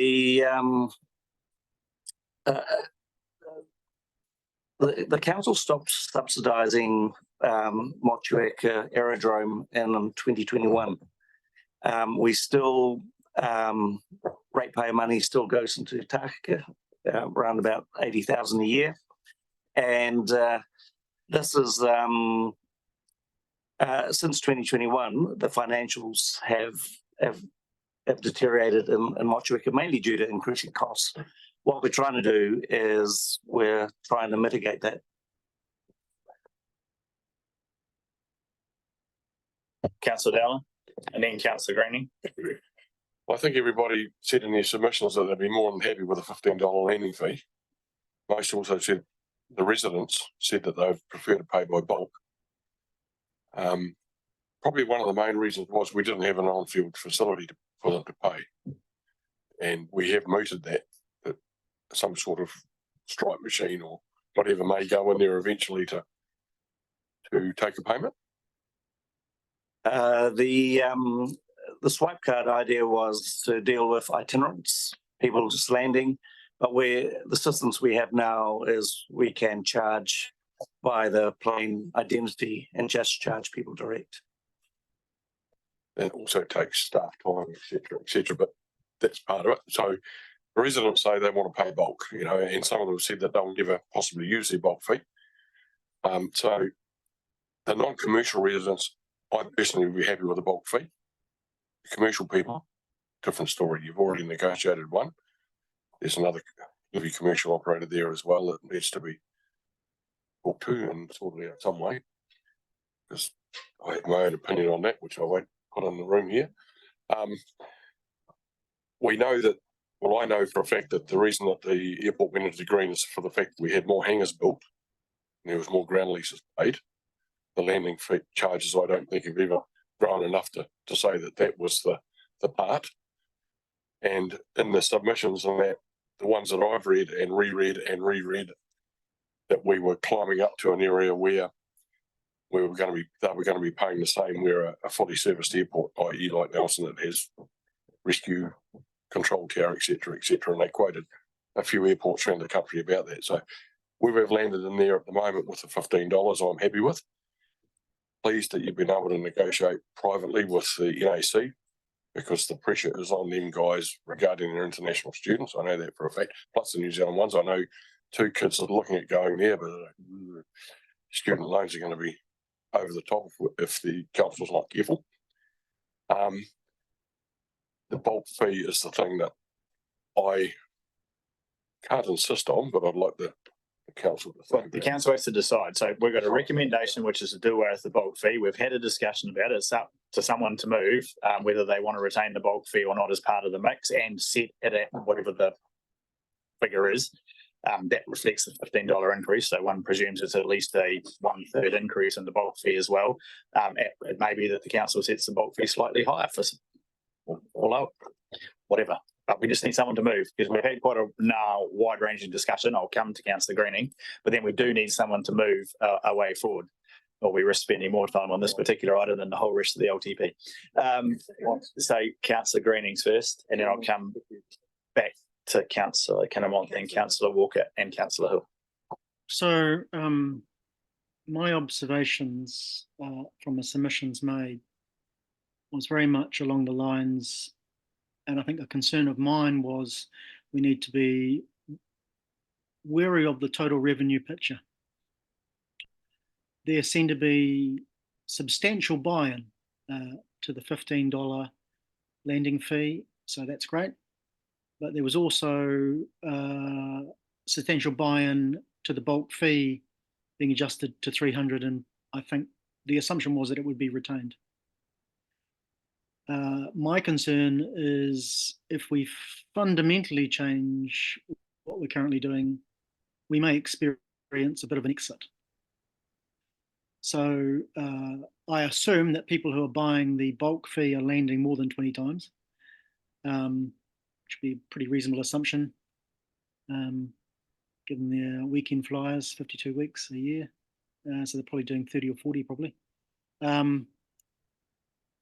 I would suggest that given we've got a little bit of an absence of data, it would be useful to know the breakdown and how much revenue we're getting from the bulk fee compared to the individual fees. I suspect we're getting quite a high proportion of subscribers in the bulk fee. I don't know.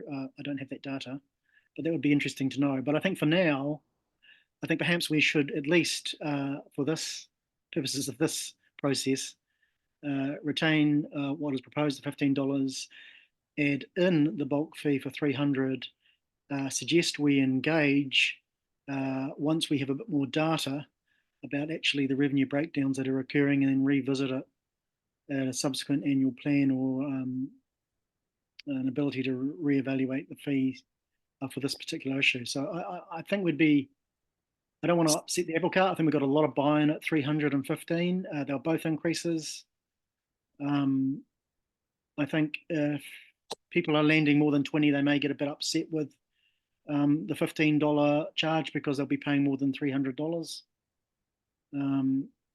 So I suppose where I'm leaning is I think we should just continue with the bulk fee, get a bit more data, get a bit more appraisal of what's going on, have a chat with those people who are already subscribing to the bulk fees, and reassess after that. But I'd hate to see us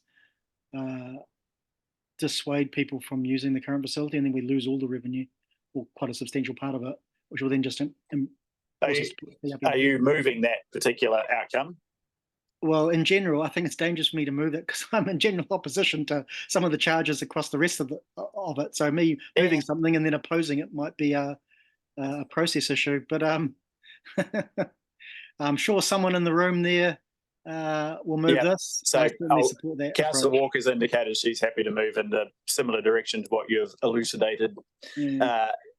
So Councillor Walker, and then I've got Councillor Kinnamonth and Councillor Hill to speak.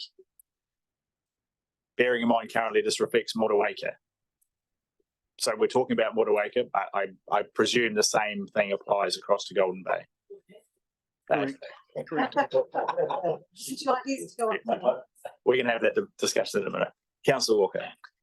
Yeah, thank you, through Mayor. Happy to pass. I don't know how the wording is for this move, a resolution to say we will have the charges for Motueka at $15, that we will keep the bulk fee landing in at $300, but it is to be reviewed in the annual plan based on collection of data from Motueka Aerodrome.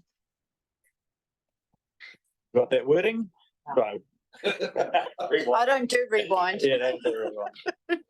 So Councillor Walker moves that the landing fees are set at $15, the bulk fee at $300. That it's At Motueka only?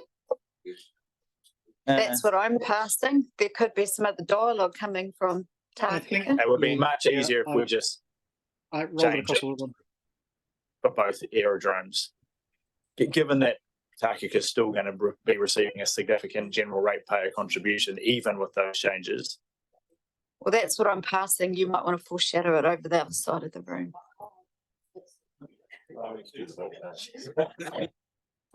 It'd be way easier if you just included aerodromes. Okay, can I add an amendment to what I was passing to put both aerodromes in there? Okay, so it's been moved and seconded. Yes, all right. We get the wording right. Yeah, the review and the collection of data. Oh, I can't see anything.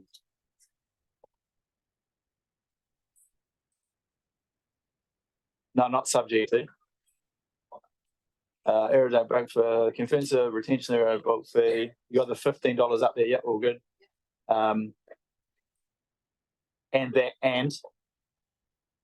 this is reviewed. So and the data is collected and review undertaken in conjunction with the annual plan 2025-26.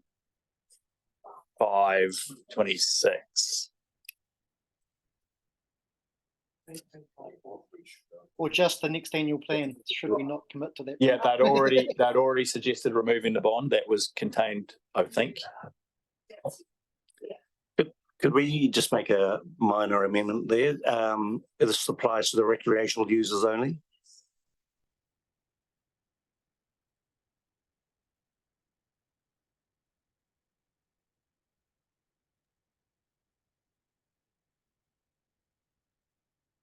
Well, I would have thought that we are applying it generally, subject to any negotiations with commercial providers, but they've got their own arrangements, I assume. Right. How many people talking?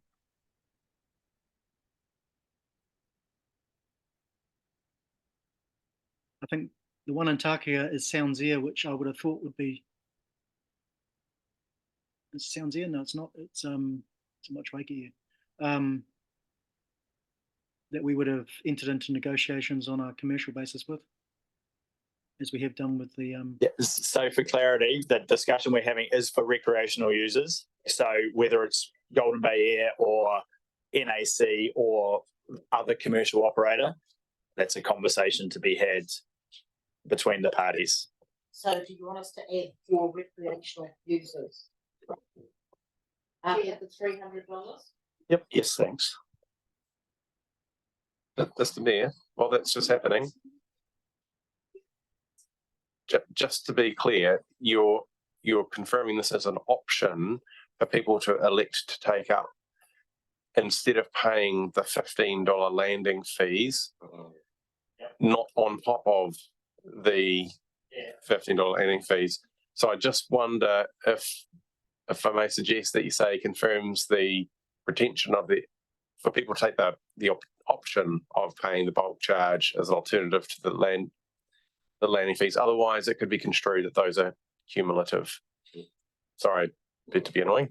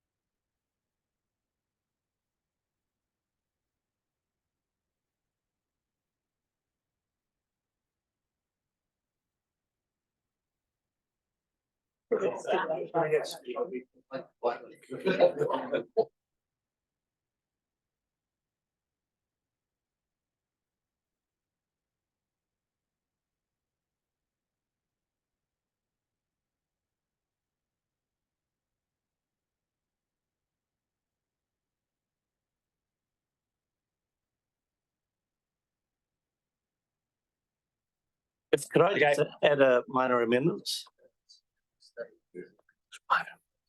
The landing fee, bulk landing fee is currently $250 a year.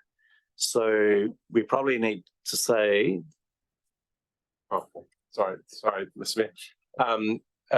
Landing fee at a revised sum of $300 per annum for recreational users, just to because you're not retaining the old fee, you're actually retaining the option and you're setting a new fee.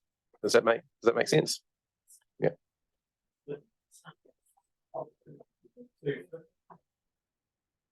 That'd be clear. So wasn't there bulk fee 200 or is it 250? It was currently 250 and it was 208 the year before, and prior to that it was 200.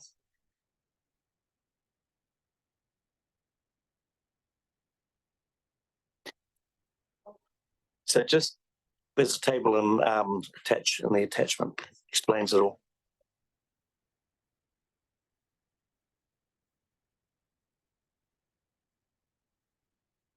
So for clarity, the landing fee currently is 10. Correct? Correct. The bulk fee is 250, 25 landings. I think that figure should be 25 landings. So that would make it $375. You want to keep, if the bulk fee needs to stay in exact proportion to the landing fee. So if it was 25 landings, i.e. 250 lots of 25 lots of 10, 250. Now it should be 25 lots of 15. 375. Yes. Happy with that as the mover?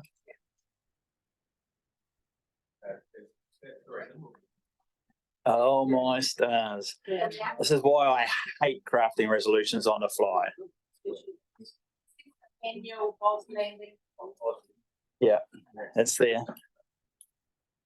Righto.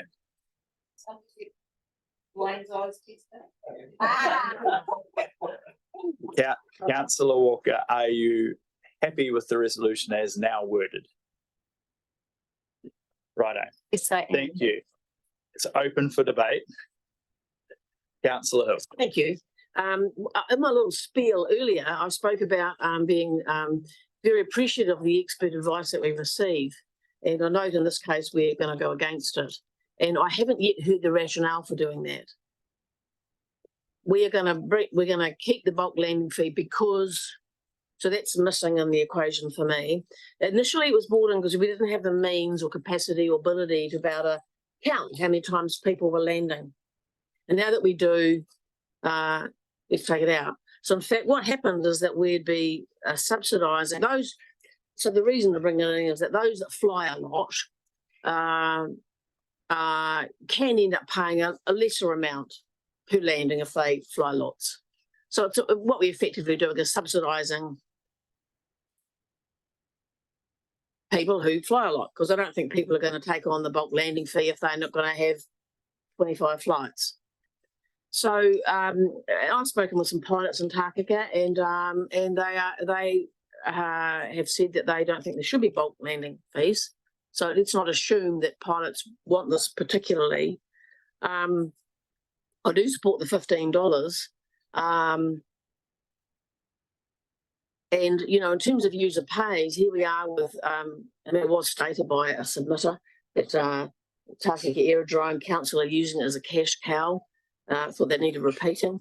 You know, the amount of subsidy that's happening for Takaka Aerodrome is pretty high.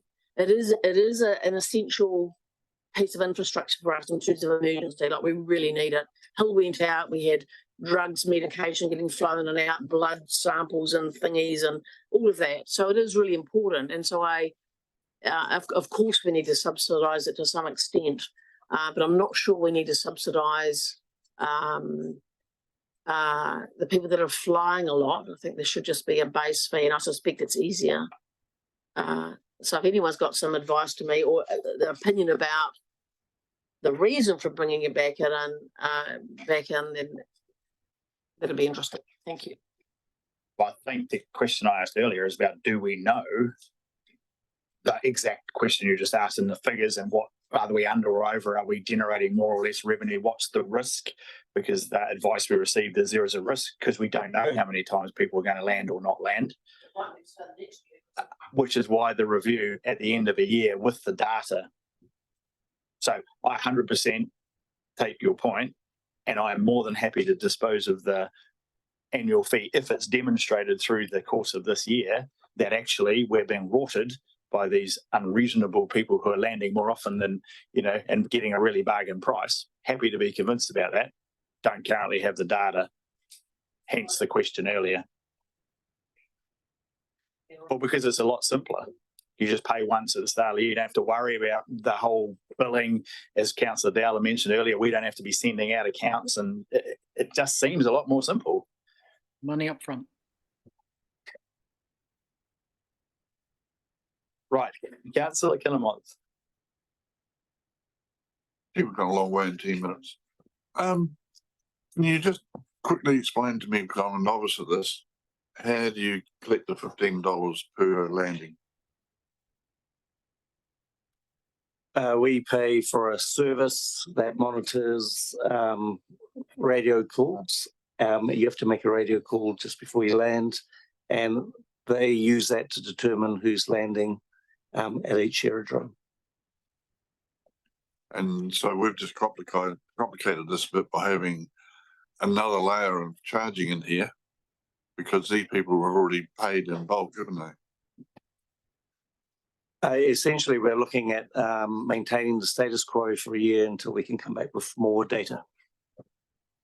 So if you pay the $300, you pay the $300. That's it. No, nothing more for us to do, except we're going to get a report based on that information. If you don't pay your fee, we get that. We must then collate it, or someone does, or they do, for which they charge us for the service, and we send an account out to user X on a how often basis? Monthly. On a monthly basis, and then they pay us based on the landings that have been recorded through the system. Anything further? It's been. Yeah. Oh, that's, you know, the joys of democracy. Number 3, bullet 1. Temporary aircraft move fee $15 a class everyone. Can we change that now because we've introduced that thing?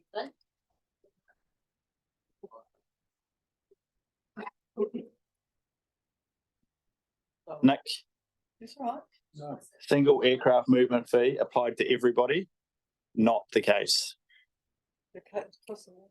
Not now. Not now. It's only we will apply it to commercial users. So, No, to recreational users.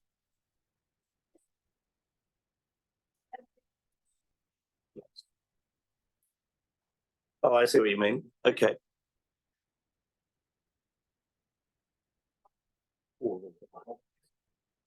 Yeah. Yep. Yeah, that's correct. Yep. Yeah, so you'd have to take out the applied to everyone because the commercial people don't necessarily, because you've got an arrangement with the Air College. But we won't always have an arrangement with every commercial user that comes in. I mean, everyone is fairly clear. It's everyone. Sure. No, I agree with you. Yeah. So, I agree with what you're saying. I just yeah, no, I get that. So someone comes in, you may not because they only come once, but they're a commercial operator. Yeah. So Commercial only, maybe? no. You could just apply it to everyone, subject to should they choose to negotiate directly with TDC or something like that.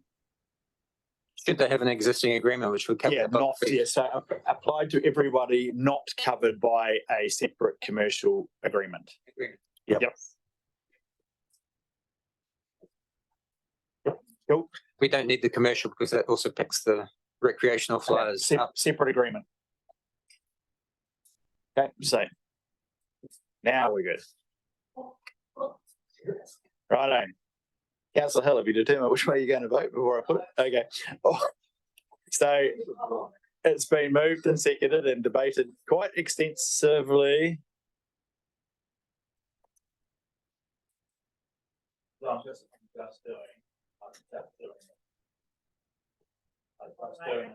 Just doing, no, it's both aerodromes. I'm just doing aerodromes. Because there may well be views on different parts of different. So this is just aerodromes. We're going 1 to 6. Hopefully the rest of this is not going to take quite as long per section. All those in favour, please say aye. Aye. Against.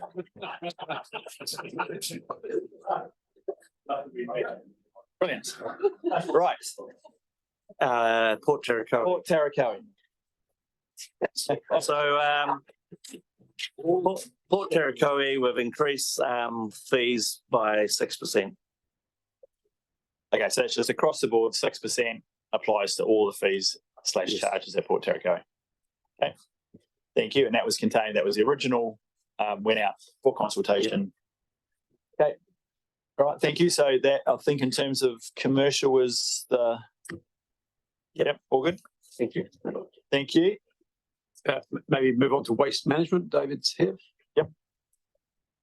Can you skip to the waste management section, Elaine? Thank you. That's government.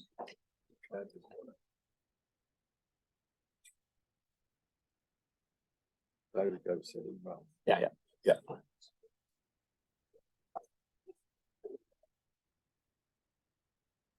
David, over to you. Good afternoon, councillors. Just as noted in the report, bringing a couple of additional pieces of information to the table today. We now have the new wholesale rate for the rubbish bags that we'll be selling for our collection contractor. So that means we need to lift the proposed price for small rubbish bags to $5.40. So we've proposed a resolution for that. The second item is to amend our terminology of, I beg your pardon, if we go, excuse me, I'll just come to my resolutions here. We're 19, okay. Yeah, so, and also to amend the terminology of clean fill to put it in line with the way we refer to it regionally now as class 3, 4 and 5 material. That's based on the assumption that we'll be able to take that material to East Valley from around September. And so there's some flexibility there by saying we're accepted. So what we've reflected is what we estimate our cost of disposal and transport to East Valley will be. So $200 a tonne for that class 3, 4 and 5 material. Practically what we'll be talking about there is a bit of topsoil from the section at home or some rubble that comes out of a bit of an excavation. That's the kind of material that we're looking to deal with there. Are we proposing accepting clean fill at Eves Valley? Correct. Not clean fill. No, sorry. No, so class which 3 material. So just for clarity, Yes, because you said any bit of topsoil you dig, I'm essentially, panicking that you're just, yeah. because it's very valuable space. Yeah. I'll just explain that a little more. So we've got in a situation where somebody has a small trailer load of a bit of material with a bit of concrete, bit of topsoil, and there is nowhere for them to take that to. The cost of trying to test that material to determine it's possible, like if they've dug it out around the house, it's probably got lead paint in it. So you're anticipating cars and trailers and trundling up to. No, they will take it to the transfer station. Transfer station, and we will transport it. Yes. So that's our cost to transport it to East Valley and to dispose of it. East Valley. Yep. So it's those domestic loads. Clarification. Yep. So that's our proposal, is to accept that material once that option becomes available to us at East Valley, as we said, probably from September. And charge $200 a tonne. Correct. Okay. Or $300 a cubic metre if a weighbridge is not available. Okay. So that's that. And if I could, just going back to the earlier resolutions that are already in your agenda, which is resolution 10. We're looking to just simplify and adjust, slightly increase that minimum bag price, which is come to the transfer station with a rubbish bag. We're proposing $3.60 now. It's still a reduction from that previous charge of $5. But it just makes it a lot simpler. The assumption is and the requirement is it's no more than 10 kilos, which is a nice tidy division of the per tonne rate, which is $360 a tonne. So it's question and clarification, David. So $3.60. That's any bag that you buy, any bag, a black bag, a green bag, a yellow, whatever bag, and you take it to the transfer station, and it's 60 litres and less than 10 kilos, you pay $3.60. Correct. If you purchase a bag that you put out for collection, which is a yellow bag, then it's $5.40. Yes, correct. Which includes obviously the cost of coming to pick it up. And okay, correct. Yep. Thank you. You can, incidentally, we do accept those bags free of charge if you drop them at the transfer station. You then trundle up to the transfer station. Yeah. So, which it feels about right. $3.60 for a bag for disposal and $5 something for a bag, including the transportation pickup service provided. Yep. Sorry, Scott, Councillor Dowler.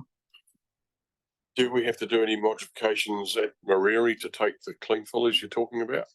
We'll probably, we may need to. We're looking at that. We've taken clean fill at Mariri in the past. There's always a bit of a risk that it sort of accumulates on site with material. We're looking at that, but at this stage we'll probably take it in the existing area where we used to by the green waste there. Okay, thank you. We're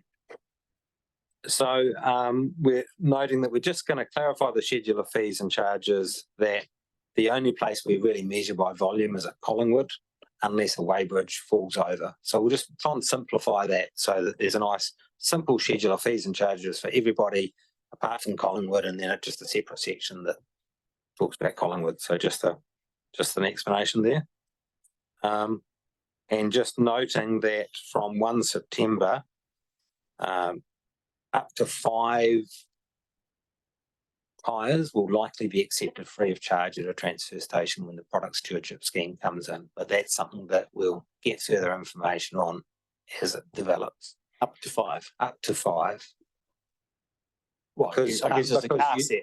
Because you now pay for that. So that's how this product stewardship scheme is set up. That you pay for every tyre that comes into the country. So if you buy a new car, there's a disposal fee for all the tyres. And they're just trying to manage the volume so that you don't rock up with 100 tyres on the back. So up to 5 tyres. Yeah. And so effectively it's a set of car tyres. As you change them, you can dispose of them. You can't aggregate them up for. And given that all the tyres that are currently going to be disposed of haven't paid the fee, that makes sense. Yeah. So that's and so I guess the other point to note there really is that these charges are. There is an extra delegation to the chief executive that these charges can be changed during the year with 1 month's notice of an increase.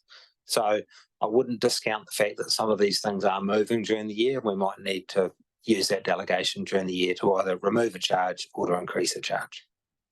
Okay, thank you, David. Councillor Dowler. I'm just asking about the tyres, David. The tyre shops and the auto parts and that process the tyres by cutting the beads off. And then they go to wherever. So how are we managing that at the transfer stations?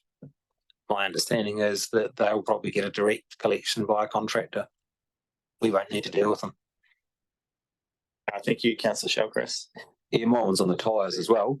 How do you police something like that?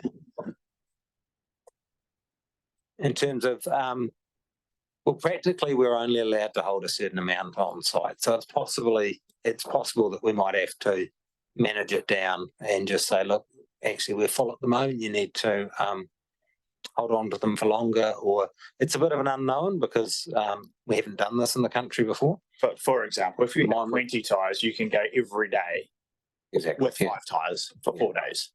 Yeah. If you wish. Yeah. So that was more, yeah. How do you police that? It's likely the methodology is we'll have a shipping container delivered to site. Our contractor will load the tyres into the shipping container. It will get collected and replaced with another one. There's no perfect system.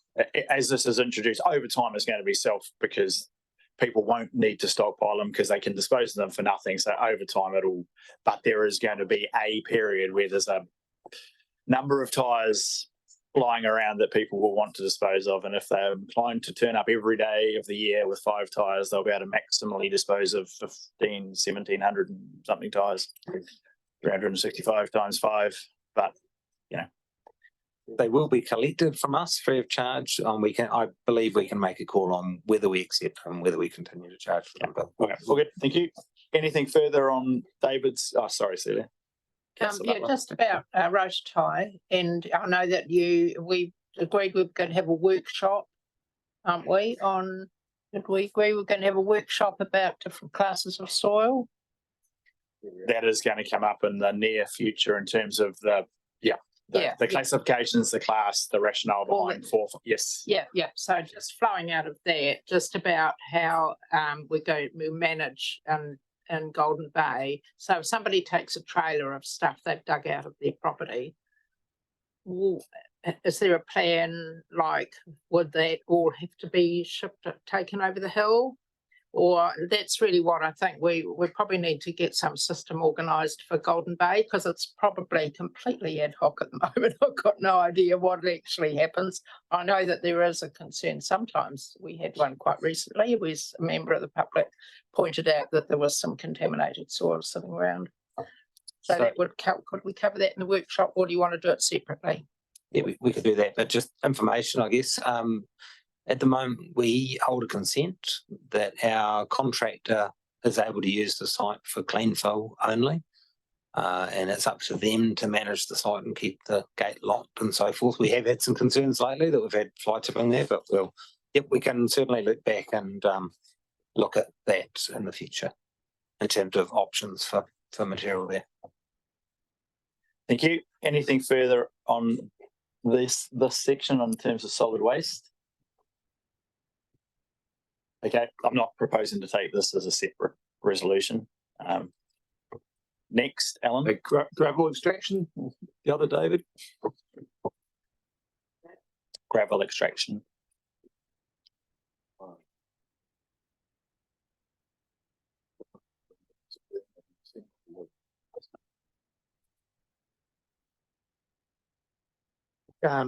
Through Mr. Mayor, we're not proposing any changes to the draft schedule of fees and charges. We did receive a couple of submissions that disputed 2 aspects of them. I can discuss those at leisure if you'd like, or we can. If you briefly confirm. First point was that they're too high. We disagree. It reflects the relative scarcity of the resource we feel in our region. It might not feel that gravel's scarce at the moment, but we don't have the gravel conveyors of Canterbury, for example. The other one is that we're harmonizing the rate into what used to be an active channel and berm rate separate. We're harmonizing them into our total sort of active river area, which includes what had previously been considered the berm. And we consider that an appropriate measure in that it reflects the amount of river management work and mitigation and monitoring that goes along with that, not necessarily correlated to the difficulty of extraction and use of the resource, depending on where it's from. And the increases, by way of clarification? I just threw the mirror. It's actually a reduction this year. So the present year we're in now, it's $7.69. Next year we're pulling that back to $7.50. Okay. Got it. Thank you very much. Anything further? No. Okay, so just the final bit on fees and on the fee and charges schedule before we go on to the public transport fees is just a minor change to the attachment around dog control. So that attachment is there, and we're asking you to adopt those fees today to allow us to notify the fees, which is a requirement. But I think Elaine and Robin, you've got an attachment that's changed. It's basically it's the fee for dangerous dogs in the draft schedule. It said it was 150% higher than the fee for an ordinary dog. That should be a 50% higher. So we sort of put a clumsy wording there that just needs sorting out. So just to let you know about that change. All good. Right, thank you. So that is the additional items that needed to be covered. So yeah, for the fees and charges schedule, the public transport thing is not part of this, so I can look for a resolution to adopt the fees and charges schedule. Is someone prepared to move the adoption of the fees and charges schedule? Yeah, Councillor Mailing, is there a seconder? Councillor Maru, Councillor Greening. Yeah, so while I'm in broad agreement with the specific provisions provided, the remainder of the fees and charges schedule, I do have a problem with. It's well above inflation. It's broadly a 10% rise. It's also above our own rates increase cap, which is currently supposed to be 6%, and we're charging 10%. And I think that's unreasonable. I don't think this reflects any capital cost increases. We always talk about capital costs being slightly higher than CPI. But even then, I don't think that would influence it to the degree that you're proposing. So I am opposed to the 10% broad increase across everything else. I think it should be in line with inflation, which is 4%.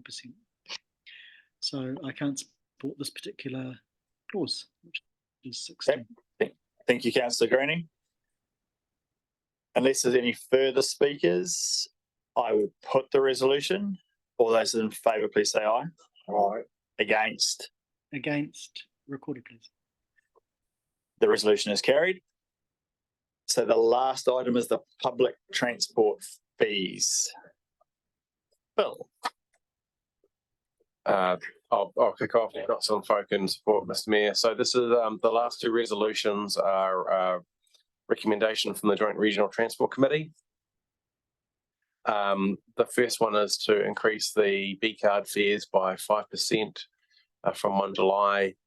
That will take them from $2 per zone to $2.10 per zone. And depending on how many zones you travel, that's a $2 or a $2.10 or a $6.30 increase. And retain the cash fares as they are essentially as the default, because there's no resolution to change that, which is $3 a zone. The second resolution is essentially because the RTC would like to be able to set the fares in the future, and I can say that in the discussion on this, their aspiration is to increase those fares over time. But the request here is to allow them the authority to do so, rather than having it come back up to two separate councils every year.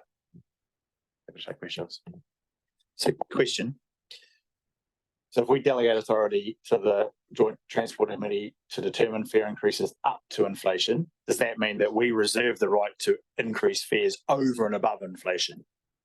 Through the chair, it means that they would recommend, it would come back to you like this today. It would come to you to recommend to approve those if it's above inflation.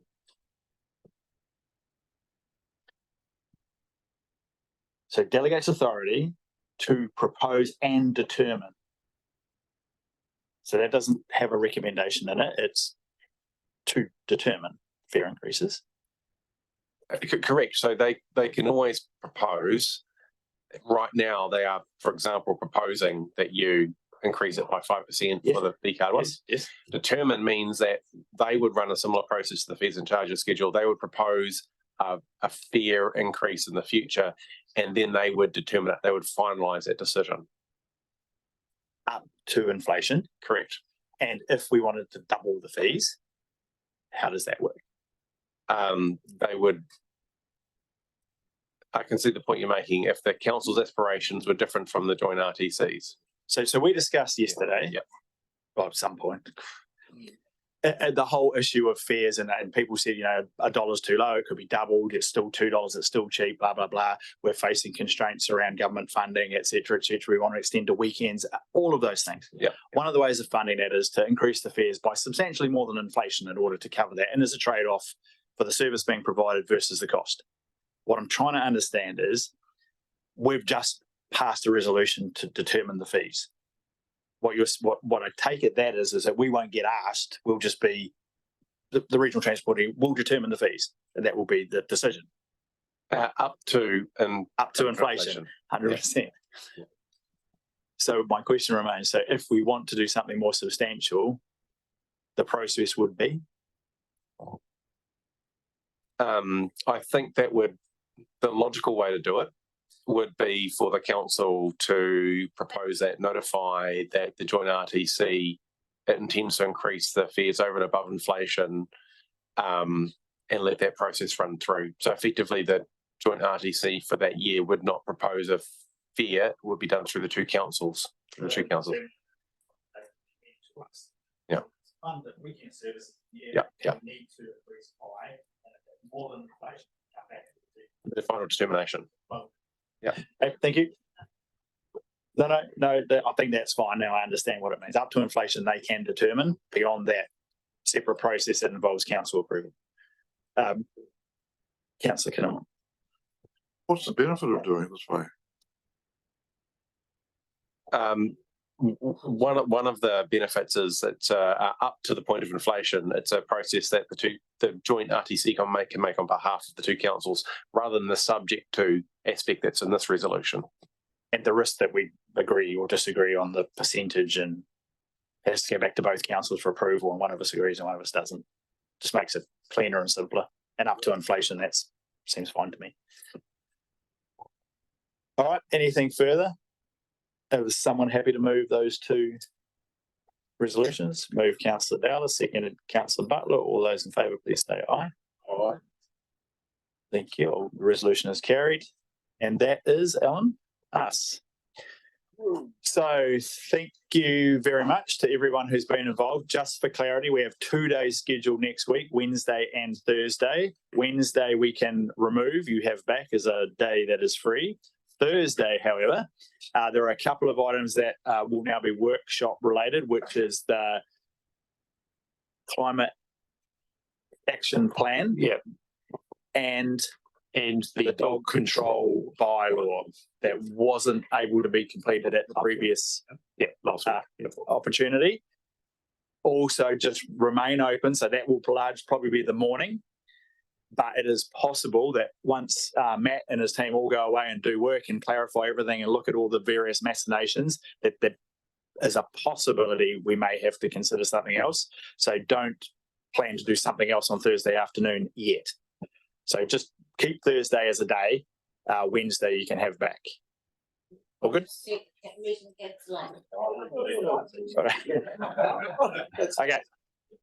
Thank you very much. Yeah, and I'll come across to Councillor Hill to close the somewhat shorter meeting that has run over the last 2 days with Karakia. Councillor Hill. Thank you. Karakia tātou. Tawhiri manga hoa o te tai ao, mai papa tōnuku tākuru nei. Kia ranginui e tu iho nei, titiri whakamaua kia tina hui e tāheki. Kia ora.